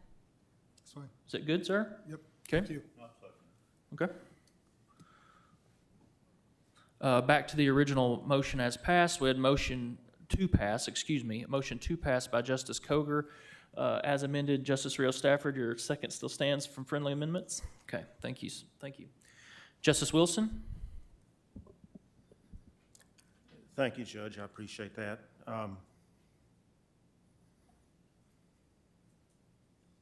It's already been well articulated this evening by several on the quorum court that they support and appreciate the existence of this facility, and they support very much the work that's being done. I think it has been said several times that the people who have helped make this a success should be commended. That's been said in so many words. And given that this is an emotionally charged evening, it makes me wonder about how to proceed, because a lot of people on this body have verbally stated their support, and some went even so far as to say, I think everybody here on this horseshoe supports the work that's been going on. Those things have been stated, and now we're asked to support a resolution to kind of prove that we meant it. And I kind of feel like I'm being asked to jump through a hoop. To make it a little further complicated, and I appreciate the people who have come to speak tonight, made some very good points. But to make things further complicated, I think a number of people have already concluded that we don't care one whit about this facility, and they can conclude what they want. Some of them left. But it makes me, I don't feel like getting in an all-fire hurry to try to demonstrate that I really believe in something when some other people have already basically said you don't. So, you know, I have trouble. I respect the resolution. I respect the intent. I respect the language and the amended language. I respect all of that. Certainly respect the work. But I'm just not comfortable. I can't guarantee a yes vote on moving this forward for the reasons that I've just stated. This has been a little bit of a convoluted evening, no fault of anyone in particular, but it makes it harder to move forward. So based upon that, I just wanted to offer that. If I can't put my stamp of approval on the resolution, certainly doesn't mean that I don't approve of the good work that's done in our county. And I can make that distinction based upon everything that I just said. Thank you. Thank you, sir. Justice Pond? believe I kind of got the message from my colleague across the horseshoe. And I better talk about myself, hadn't I? And look at you. Okay. Point of order. You can talk about yourself or you can talk Okay, about me. all right. All comments have to be directed towards Or me, you, though, you so. can say point of order, but wait till I get done. Okay. All right. I've kind of got the same feeling. I think I was being very honest. I made a very honest statement when I thought, or I know everybody in the room agreed with the job that's being done down at that facility. And so with taking some of the negativity out of the resolution with the amendments that were made, and by the way, I don't believe I've ever voted for a resolution that even started out with a negative tone. But because I honestly do believe the job well done down at this facility, and I might honestly believe there are people that are going to insist I'm lying through my teeth for saying that I did. But I'm not going to let that discourage me. I'm going to vote yes for it because I honestly believe that there's work well done at the facility. And I'm not going to let some negative naysayers get me in a foul mood and vote no because I didn't like them showing their bad manners. So I mean, that's kind of where I'm at. I could change my mind. I don't know. We've got more comments to come after mine. Thank you. Sir, Justice Rios Stafford? Thank you, Judge. I just wanted to point out, yes, there were some people who left, there were some people who got angry, but there are also a lot of people who stayed, and there are a lot of people who've been quiet through this whole meeting, and they've sat quietly and listened to everything that we've had to say. So I would say, don't, let's not paint everybody with a broad brush on how on feelings and opinions and things tonight. To me, the way that this has been amended, it now reads that it is that we are all speaking with one voice as a quorum court if we pass this to tell the state in a written resolution, which, it's another avenue for us to take beyond the discussions that have already been had. But this is a public statement for us to say, hey, step up, use some of that gigantic surplus to help support this facility. And so that's how I see it, the way that it now reads. And so, I'll be supporting this because I do want us to speak publicly with one voice about this. Thank you. Further discussion? Justice Coger? Thank you. I'd just like to say that everyone that spoke tonight, as you know, we said here, everyone that spoke in favor of the center. And I think it's very important that we put our approval, our support in writing. That's why I'm bringing this resolution. I ask that you support it. Thank you. Further discussion? Justice Wilson? Not to revisit anything at all. Just want to make sure my comments are understood previously. I don't vote yes or no based upon how anybody in the community might act. The only thing I said earlier was that there are people who have already concluded that we are against this. And my comment, I believe, was I don't think that would change their mind by voting to move it onward. So I don't cast votes in a retaliatory manner at all.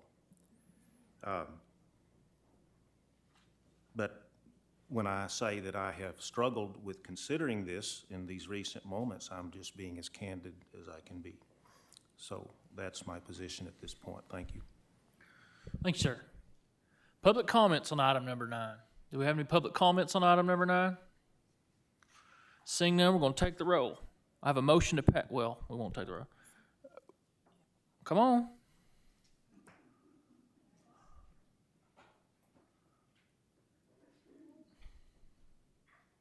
You're having to push the button on the right. There you go. Thank you. I really want to thank. Just before you get started, we need your name for the record, please. Oh, sorry. Thank you. Gladys Tiffany, Fayetteville. I really want to thank people. I thank each one of you for the thoughtful way that you have tried to go about this very difficult issue. And I really would like to encourage you to please remember this is supporting for something that all of us actually do feel a lot of gratitude for, this program that's been operating so well over the years. And I really do feel like this is an opportunity for us to find a common ground that we can really appreciate together. And so I thank you for any positive votes that you can make. Thank you. Public comments.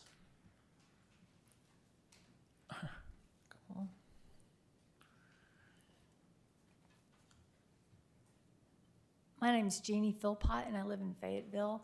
And I think if the quorum court passes this, that it can give the state the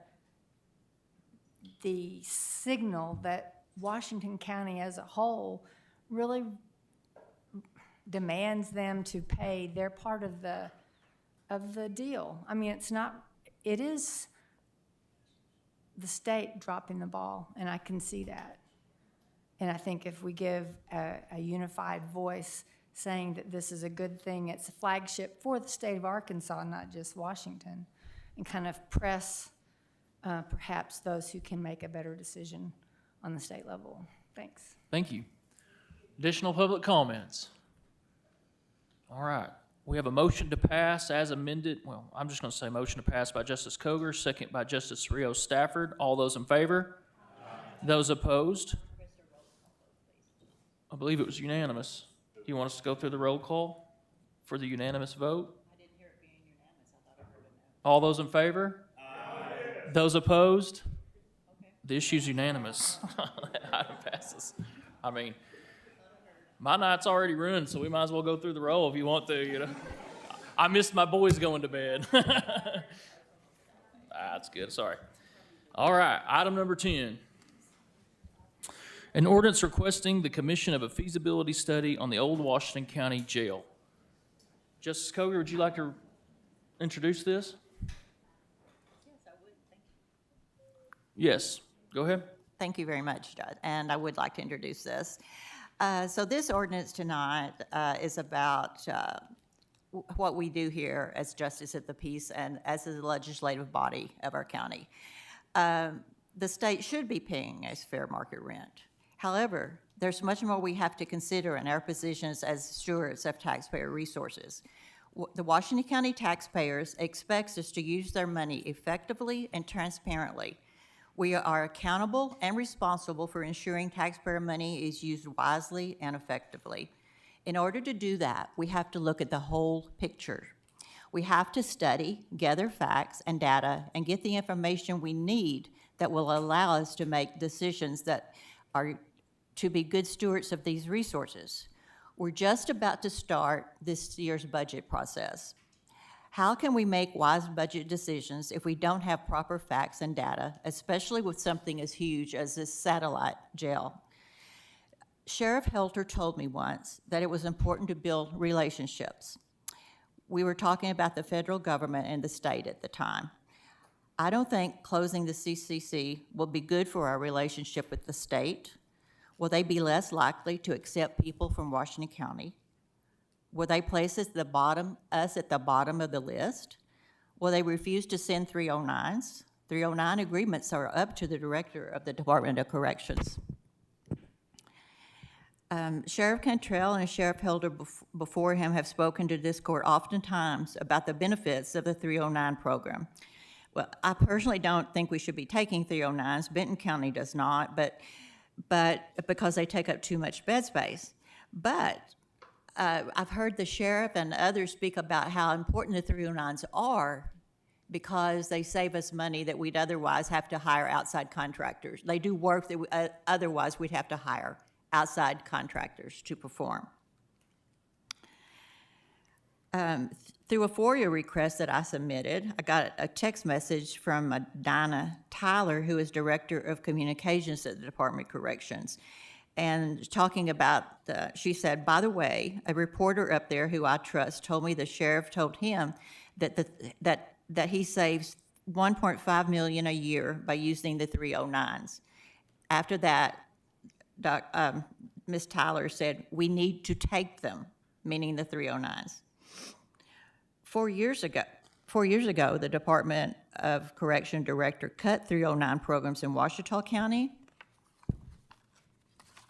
and in Calhoun County, different year, longer ago, and in Greene County. And the sheriff in Calhoun County said, the county judge said, we've lost the 309 programs. It has nothing to do with the sheriff's office. It has something to do with another department and the Department of Corrections. In bringing this ordinance tonight for a feasibility study, including cost analysis of what the county would be taking on by canceling our lease agreement with the DOC and converting the facility into a satellite jail. These are questions that we have to have answered. We need this information for our budget. We need this information to make informed decisions. Our current jail maintenance, jail operations, and sheriff budget is $40.8 million, or almost 36% of our entire budget for this year. Divide that by our jail capacity of 710 beds, and that equals $57,464.78 for one jail bed for 1 year. One of the proposals that I've seen through a FOIA from the judge includes a phase 1, which provides for the satellite jail to have 216 beds. 216 beds times $57,464.78 is $12.4 million. Where is that money going to come from? We will still need medical care in the satellite jail, and how much will that cost? How much will it cost us if we have to hire outside contractors to do the work of the 309s? And what about arraignments in 8.1 hearings that are currently held 3 days a week at the Washington County Detention Center? Will that require transportation back and forth? And how safe will that be? And what will that cost? Will the satellite jail have a kitchen? Or will we have to transport food from the detention center? And how much will that cost? How much will it cost to renovate the facility into another jail that will meet current county jail standards? Right now, there are no bars, no doors. It's more like a dormitory. That alone could be millions of dollars. We don't know, and this is a sure case of what we don't know that will hurt us. We have vacant staff positions, as the sheriff said earlier, in the Washington County Detention Center and in the Enforcement Division, despite giving the sheriff the extra almost $1 million for salaries and benefits. How can we even staff the satellite jail if we can't staff our current jail? And how much will that cost us if we do? Closing the center will mean more women sitting in our detention center until a space opens in another women's unit. They'll be taking up bed space. How much will that cost? I'm almost done. As the smart sheet information, as I mentioned earlier on the county's website, we had over 500 people pretrial in our jail, meaning that they have not been convicted of a crime. A judicial officer has set their bond, but they're still in jail because they can't afford to buy their freedom. How much does it cost Washington County taxpayers each year to house pretrial detainees in our jail? Will having this satellite jail mean that we'll be holding more people pretrial? That's not good. And what will that cost? Under the lease agreement, upon cancellation, the county is required to reimburse the lessee any cost it incurred in making improvements to and modifications of the premises. After 16 years, I have no idea what that could be, but we need to know that in order to make an informed decision. We don't know. Additionally, the lease provides for a $5,000 early cancellation fee. Will all this new expense for the satellite jail mean cutting county jobs and services? I don't know the answer to that. Do you? And how do we know the answer to that if we don't have the answer to the questions? Will all these things mean that looking down the road, we're going to be facing whether or not we have to raise taxes to pay for 2 jails? So having said that, I have my ordinance. I'm sure you've read it, and I'm just asking that this ordinance will be just to give us data, information, statistics, facts, so we can make an informed decision on whatever decision it is that we do make about the center. Thank you. Justice Lyons? Thank you, Judge. Just a second. I'm sorry to interrupt you. I don't believe we had a motion. We never got a motion at all that. You want to make? Justice Coger? Got carried away. Yes, I would like to make a motion to pass this, that we pass this ordinance on to the full quorum court with a due pass recommendation. Thank you. I have a motion to pass the full quorum court with a due pass recommendation by Justice Coger. Second by Justice Rios Stafford. Further discussion. Now, I'm sorry, Justice Lyons. You're picking on me tonight. Thank you, Judge. I don't support this ordinance at this time. I think we're getting way ahead of our stuff. That proverbial putting the cart before the horse. My understanding, there's been no decisions on what we may or may not do with that facility. I think the only thing that we've talked about is that if the state won't negotiate, we're taking it back. That's as far as it's been. I think doing this now puts more harm on the county and our elected officials, such as Sheriff Cantrell, et cetera, to make decisions on where he think is best to use that for. And at which time then I think we could move further in feasibility studies or whatever, depending on what that comes about. So I am not in support of this. I will be a vote of no. And I would recommend we make a motion to table this until some future date when decisions are made as to what we think we want to do with that facility. Sorry. Justice Zeki? Thank you, Judge. Those were a lot of questions that were asked of us and information. Therefore, I make a motion that we're going to table this for the next 3 months in order to have further discussion and to gather information regarding all of those questions. So my motion is to table it until the next 3 months. Second. I have a motion to table for 3 months by Justice Ecke, second by Justice Lyons.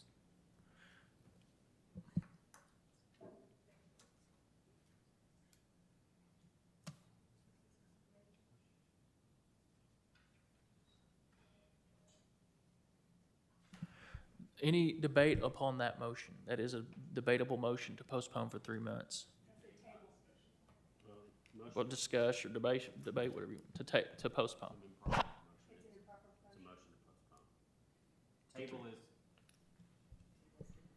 Justice, Councilor Lester. Table is to pick it back up at this meeting.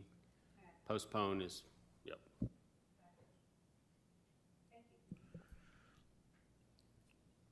Justice Pond, would you like to speak to this, the postponement? We speaking to the motion to table or the? The motion to postpone, yes, sir. Motion to postpone? For 3 months, yes, sir. Postpone for 3 months, and that seems appropriate to me. I'd like to get since we have a buildings and grounds department and we have a sheriff who I trust very much, both departments, I would rather have input from them before I thought about having any kind of hiring somebody else to come in, paying them who knows how much money to do another study. So I'd be for the postponement. Okay. Justice Simons? Thank you, Chair. Yeah, I'd like to echo my support in postponing this. These are all valid questions. This is all information we'd want to have in order to do our due diligence moving forward. If we move forward in that direction, these are all things that I believe we would normally do throughout the course of our actions and moving forward. But if we act on that now, it kind of undoes the posture and the stance that we just took by passing that resolution. You kind of scuttle your efforts by saying, well, you puff up and bow up to the state, and then you say, well, we don't expect you to move on that. So you kind of call your own bluff if we move on this now. So let's postpone this. Let's send a clear and concise message to the state, and if they act, we'll adjust accordingly. Justice Coger? Yes, I'm kind of getting a mixed message here. I did ask the sheriff a pointed question when he was at the table, and he said it was too early to answer it. So, I mean, and who's going to gather this information and get it to us? And I think it's not just us that needs this information, it's the judge that needs this information as he talks to the state. I think we all need this information. I do not want my ordinance tabled. I want us to vote on it tonight. Thank you. Justice Fleming? Lost my train of thought, but I think the county judge, he pretty well knows what we need. And I think Jay Cantrell, our sheriff, can get us those numbers whenever we need those numbers. And we've got 7 months. And let's go home and pray about it. And let's talk to the leaders in Little Rock. We all know the best thing to do is for this facility down here to stay just like it is. And we all know that it's cheaper to operate the jail all from the South Park. Every bit of it needs to be down there. You've got one house, you've got one food facility, you've got everything you need down there. And we all know that. And we know back 4 years ago, whenever this jail deal come about and done a $200,000 study, which was thrown out the window because they're elected officials, they're going to do whatever the hell they want to. So we don't need to throw more money out the window on this. We need to act. We should have acted 4 years ago, saved us about $20 million if we'd have had it done. And this facility wouldn't even be talked about tonight. It would still be going, and everybody would be happy, and all the folks are happy. My niece worked down here in this facility. She's told me lots of good things about this facility, and we all sitting around this horseshoe knows it's a good deal and it works good. But we cannot, the taxpayers cannot carry the whole state of Arkansas. They're going to have to do what they say they're going to do. And they know that building's worth more money because, heck, we're trying to buy a fire academy from the state in Lincoln, and we're getting it done. But they're not selling it to us for $1. I promise you. But we did get it bought. The city bought it, and that's a good thing. But I want to thank all the people that works down here in this facility. They're doing a good job.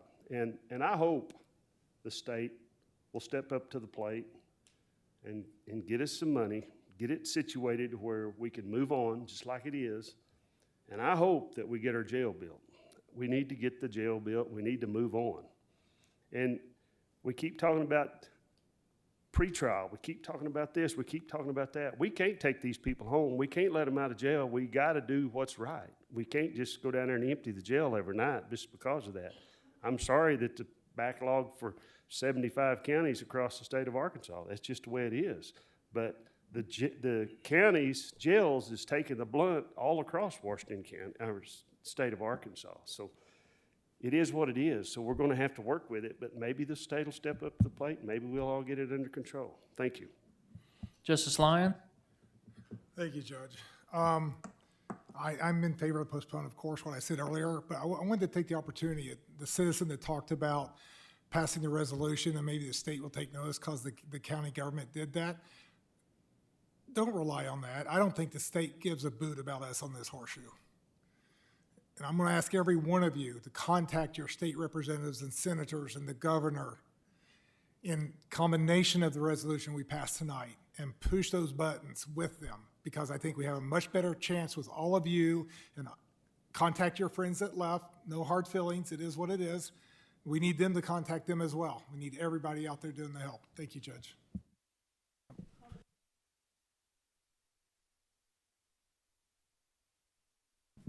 All right, we're going to take up the question. We have a motion to postpone for 3 months by Justice Secchi, a second by Justice Lyons. All those in favor? Aye. Those opposed? No. The ayes have it. That'll be postponed. Mr. Allen, will you please call roll?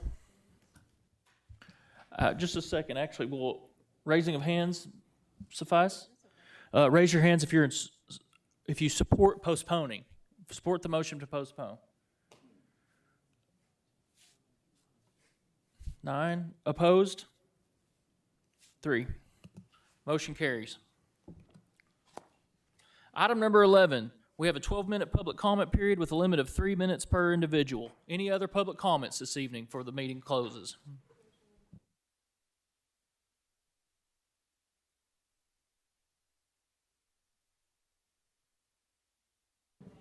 Ms. Main, you have to hit the button on the right. Sherry Main, 15451 Riches Road, Fayetteville. Waited through the whole meeting to talk about this, and everybody's probably already forgotten about the county ordinances. I wanted to comment one thing, since this is public comment, on what you just voted on to table it, and we were asked as citizens to contact our governor, our representatives, our senators. Have all of you done that? You're our representative. You represent us on this quorum court. Have all of you called the state representatives and the governor and on our behalf? Ms. Main, this is a time for you to comment to the board. I'm commenting to you. I'm looking straight at you. Have I talked to the state? Was that your question? Have I talked to our? No, I'm asking if the JPs on this horseshoe. I know. You're not supposed to ask them questions. I've talked to the state. Okay, Please I'll continue. rephrase it and make it Okay. into a Please comment. continue. I'm going to please ask all of you, everyone on this quorum court horseshoe, to please call your state representatives, your senators, your governor of the state of Arkansas about this problem. We can do our duty, but y'all can do yours too.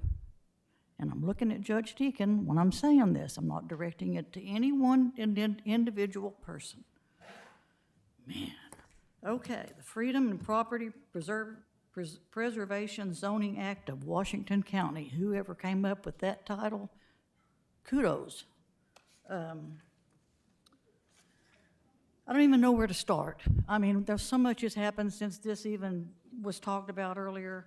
I do want to comment on something that was rattled about forever and amended, and then we couldn't amend it because it wasn't approved. I don't even know what happened, but I've got some notes here, so work with me and I'll try to remember what happened. Page 86C, which somebody said that we need to amend that to make it about living in a houseboat or a camper or something temporarily while you're building a house. There was comments made about, well, in the county, out in the rural areas, which some of you don't know what rural areas look like, but for those of us that live in them, this doesn't affect us. This affects residential subdivisions. So it's in there. If everybody's read it, they should know. This is a lot to take in. And tabling it for 1 month. Good night. Thank you, ma'am. Public comments.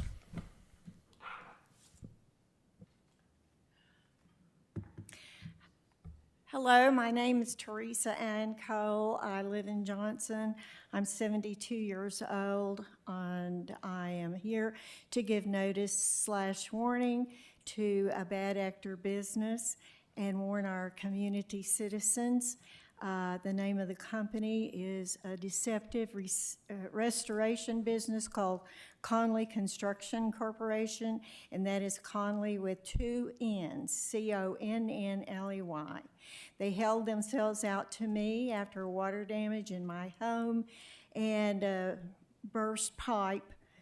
They presented themselves as a licensed contractor, a Better Business Bureau member, in good standing, and they were neither. My father was a FHA home builder for 40 years, and I was his helper on Saturdays for 10 of those years. I learned how things were supposed to be done. I did not experience proper workmanship or honesty, and he deceptively invoiced me and billed me what my insurance said I was to be paid. He scooted the number over in his billing column. He sent deceptive and confusing change orders, supplements, etc. I have found four of us who have had water issues that he has harmed. One, for particular, has been financially damaged much more than me, tens of thousands of dollars. There is no crime to be punished by any government entity in this situation. I am presently working with an attorney to bring a lawsuit. It's pending. I have called my Northwest Arkansas representative, a second representative in Arkansas, and a senator in the legislature. New legislation will have to be built. In the meantime, I want to warn our community citizens about this company. I think I have some more. The 5 stars that are by his name, a company, are all family, relatives, in-laws, and employees. All the ones are those of us who have been affected.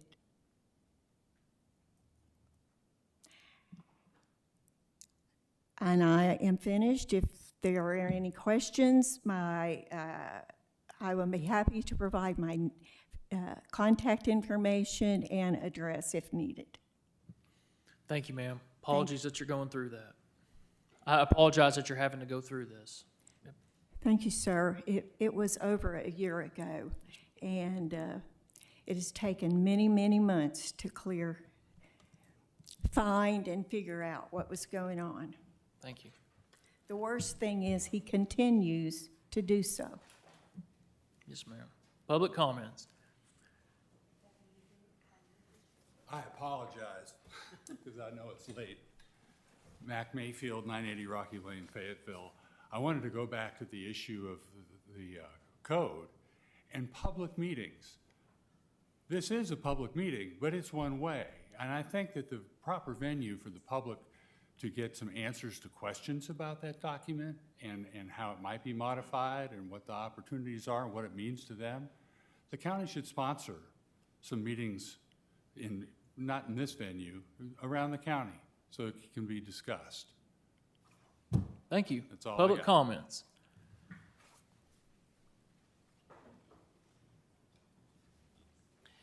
My name is Tara Pruitt, and I'm in Fayetteville.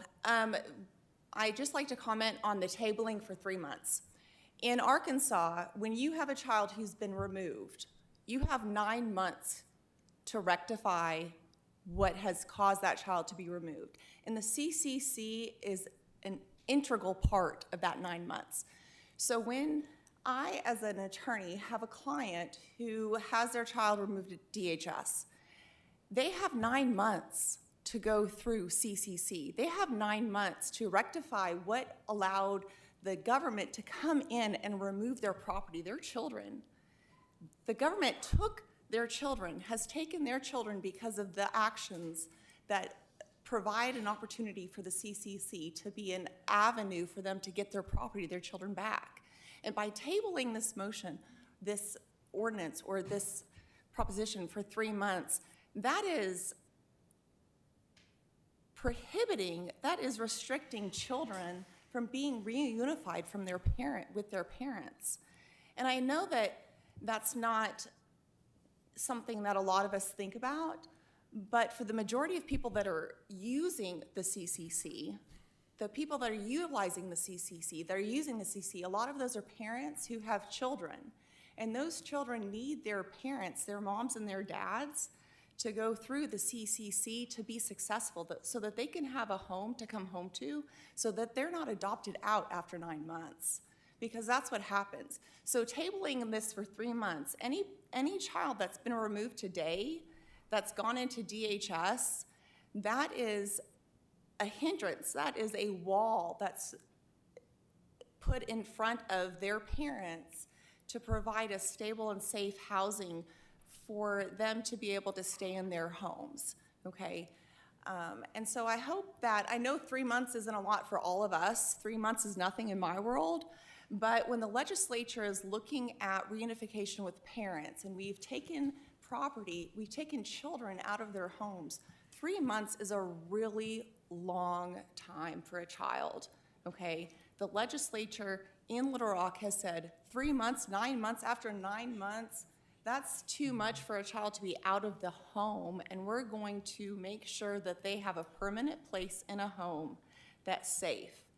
So 3 months for us isn't a lot, but 3 months for children, 3 months for a 3-month-old that was born today in the Washington County, up in Washington Regional, who was born with methamphetamines in their system. 3 months today for that child is a lot. That's their entire life. So I would encourage everybody to not only look through the eyes of themselves, but through the eyes of those 3-month-old children. Thank you, ma'am. Thank Public you. comments.